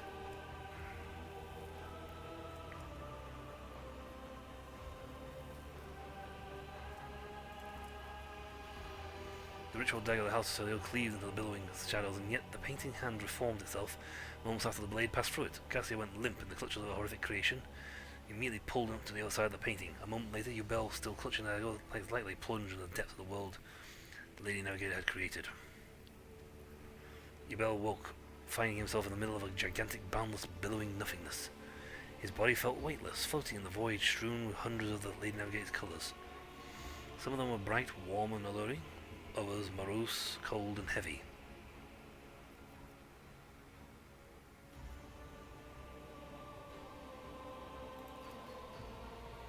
Plunging in the river, bright hues, flashes, royal sunset, carrying them down the dazzling stream. Before long, the Lord Captain was standing in an idyllic garden, permeated with the fragrance of flowers and singing of birds. Servants in purple livery darted back and forth, attending to the withered old woman in the navigator's mask. Sitting on her lap, a small coily to everyone was a little girl with ruby red eyes and white hair. Be a good little girl, my child, until the day we meet again. With trembling hands, the woman handed the girl to the navigator in laboratory attire. I am out of time. Prepare the child for the Atlas transfer and destroy all records and mentions of the world of ETV. None must learn that of that which took place here, and remember her body must grow strong for it to accept my power. And once I have returned, loyalty will be rewarded. The memory dissipated, or a gust of silvery wind hurled at the captain back into the ocean of nothingness. But this time, the nothingness felt dismal. Instead of bright hues, all it contained was shadows and invisible monsters, swimming shrouded by the nebulous veil of unfoulness. The Lord Captain towards the dark colours. The greyish blue hue was swallowed the captain, and the feeling of lightlessness disappeared. As his limbs grew heavy again, Yubel fell to the hard floor of the laboratory, cluttered with vats and tall as a human. Inside them were dozens, hundreds even, of repulsive mutants. Some had no arms or legs or two heads, or no face, or their innards turned inside out. Each of them had white skin, white hair, long clawed limbs, and ruby eyes. My lady, the child is born. The tall woman slowly approached one of the vats. Readings, stable. Mutations, none were detected. At any other stages, genes, identical, my lady. Chance of survival, hundreds of times higher than any of the previous experiments. How long will it take to grow this child? I fear accelerating the process might cause the body to fail. The only one after years of silence. I understand the situation, natural growth. I do not have that much time. We will have to go with the backup plan. Yes, Novator. It will be done. The memory dissipated in a gust of silvery wind hurled the captain back into the ocean of nothingness. But this time, closed eye remained adrift in the weightlessness. Bill stayed in the ocean of nothingness, devoid of any sensation or emotion, until a slight smile upon someone's lips surfaced in his mind. The warmth of her skin, silk of her snow-white hair. Cassia, she was there, somewhere amid the seething nothingness, all alone. Someone's scream broke the delicate equilibrium of the Lord Captain's motionless body, and the weightlessness released him. He plummeted into the maroon abyss of roiling illusions, but was now in full control of his body again. Descended the abyss towards the screens. That's her predecessor.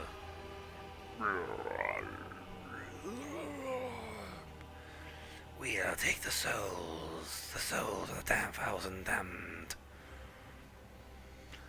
The Lord Captain crashed from the immeasurable height to the bottom of the roiling abyss. In the next moment, Yubel saw two figures amid the billowing maroon mist. One of the figures, unnaturally gaunt and tall, was clutching the other, smaller one in its claws, screaming furiously. In the swirling mist around him, Yubel could make out human faces stricken with torment. And not just human faces, there were Xenos, Aldari, their features fused together with those humans, which made the crimson spectres look more abominable. Their gaze and their rage was directed to the two unmoving figures facing each other.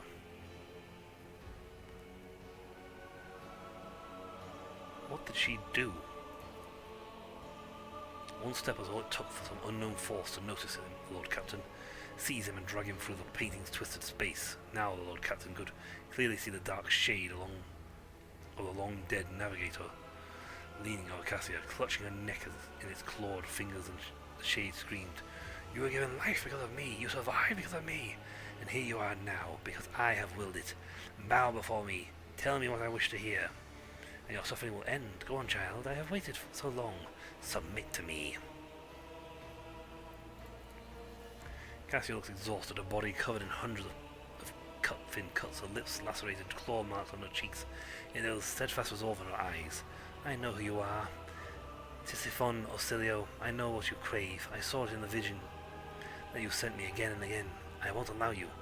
I will never allow you to become me." Fatigued voice quivered, but she was not about to yield in this battle.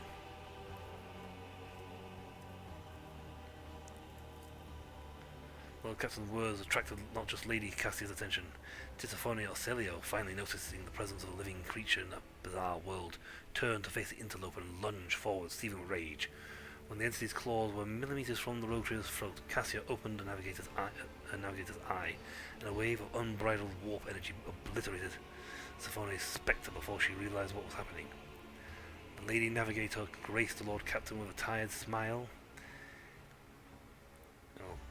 The abortive ritual had turned out to be a trap set for Lady Cassia by the previous Novator of her house, but the rogue trader had ensured that her plan fell to ruin, and now it was time to desert that accursed place.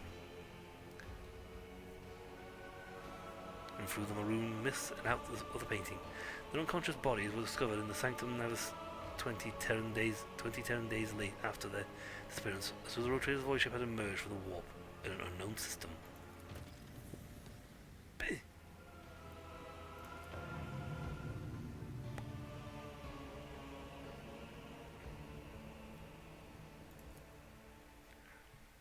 So that whole thing is a trap. That whole thing was a trap designed specifically to lure Cassia in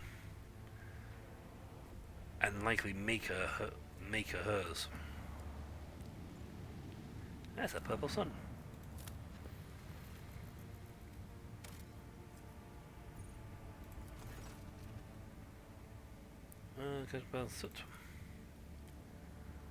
Send Sacred machines to explore peculiar constructions. Difficult but perceived without a hitch. The machines make their way to unusual construction and return carrying priceless samples. Seemingly uninterested, these plates and weaves of heat-resistant material caused great excitement among the tech priests. The explorers, convinced you are holding the artifact of a unique ancient Xeno civilization, the crew is now calling the builders from the flame. These creatures were accustomed to the incredibly high temperatures of burning worlds. They may have been a silicon-based life form, or even sentient colonies of bacteria. More evidence is required for the research continue. Nice. And that is where we're going to end it. I was planning to go to do the other thing, but we've got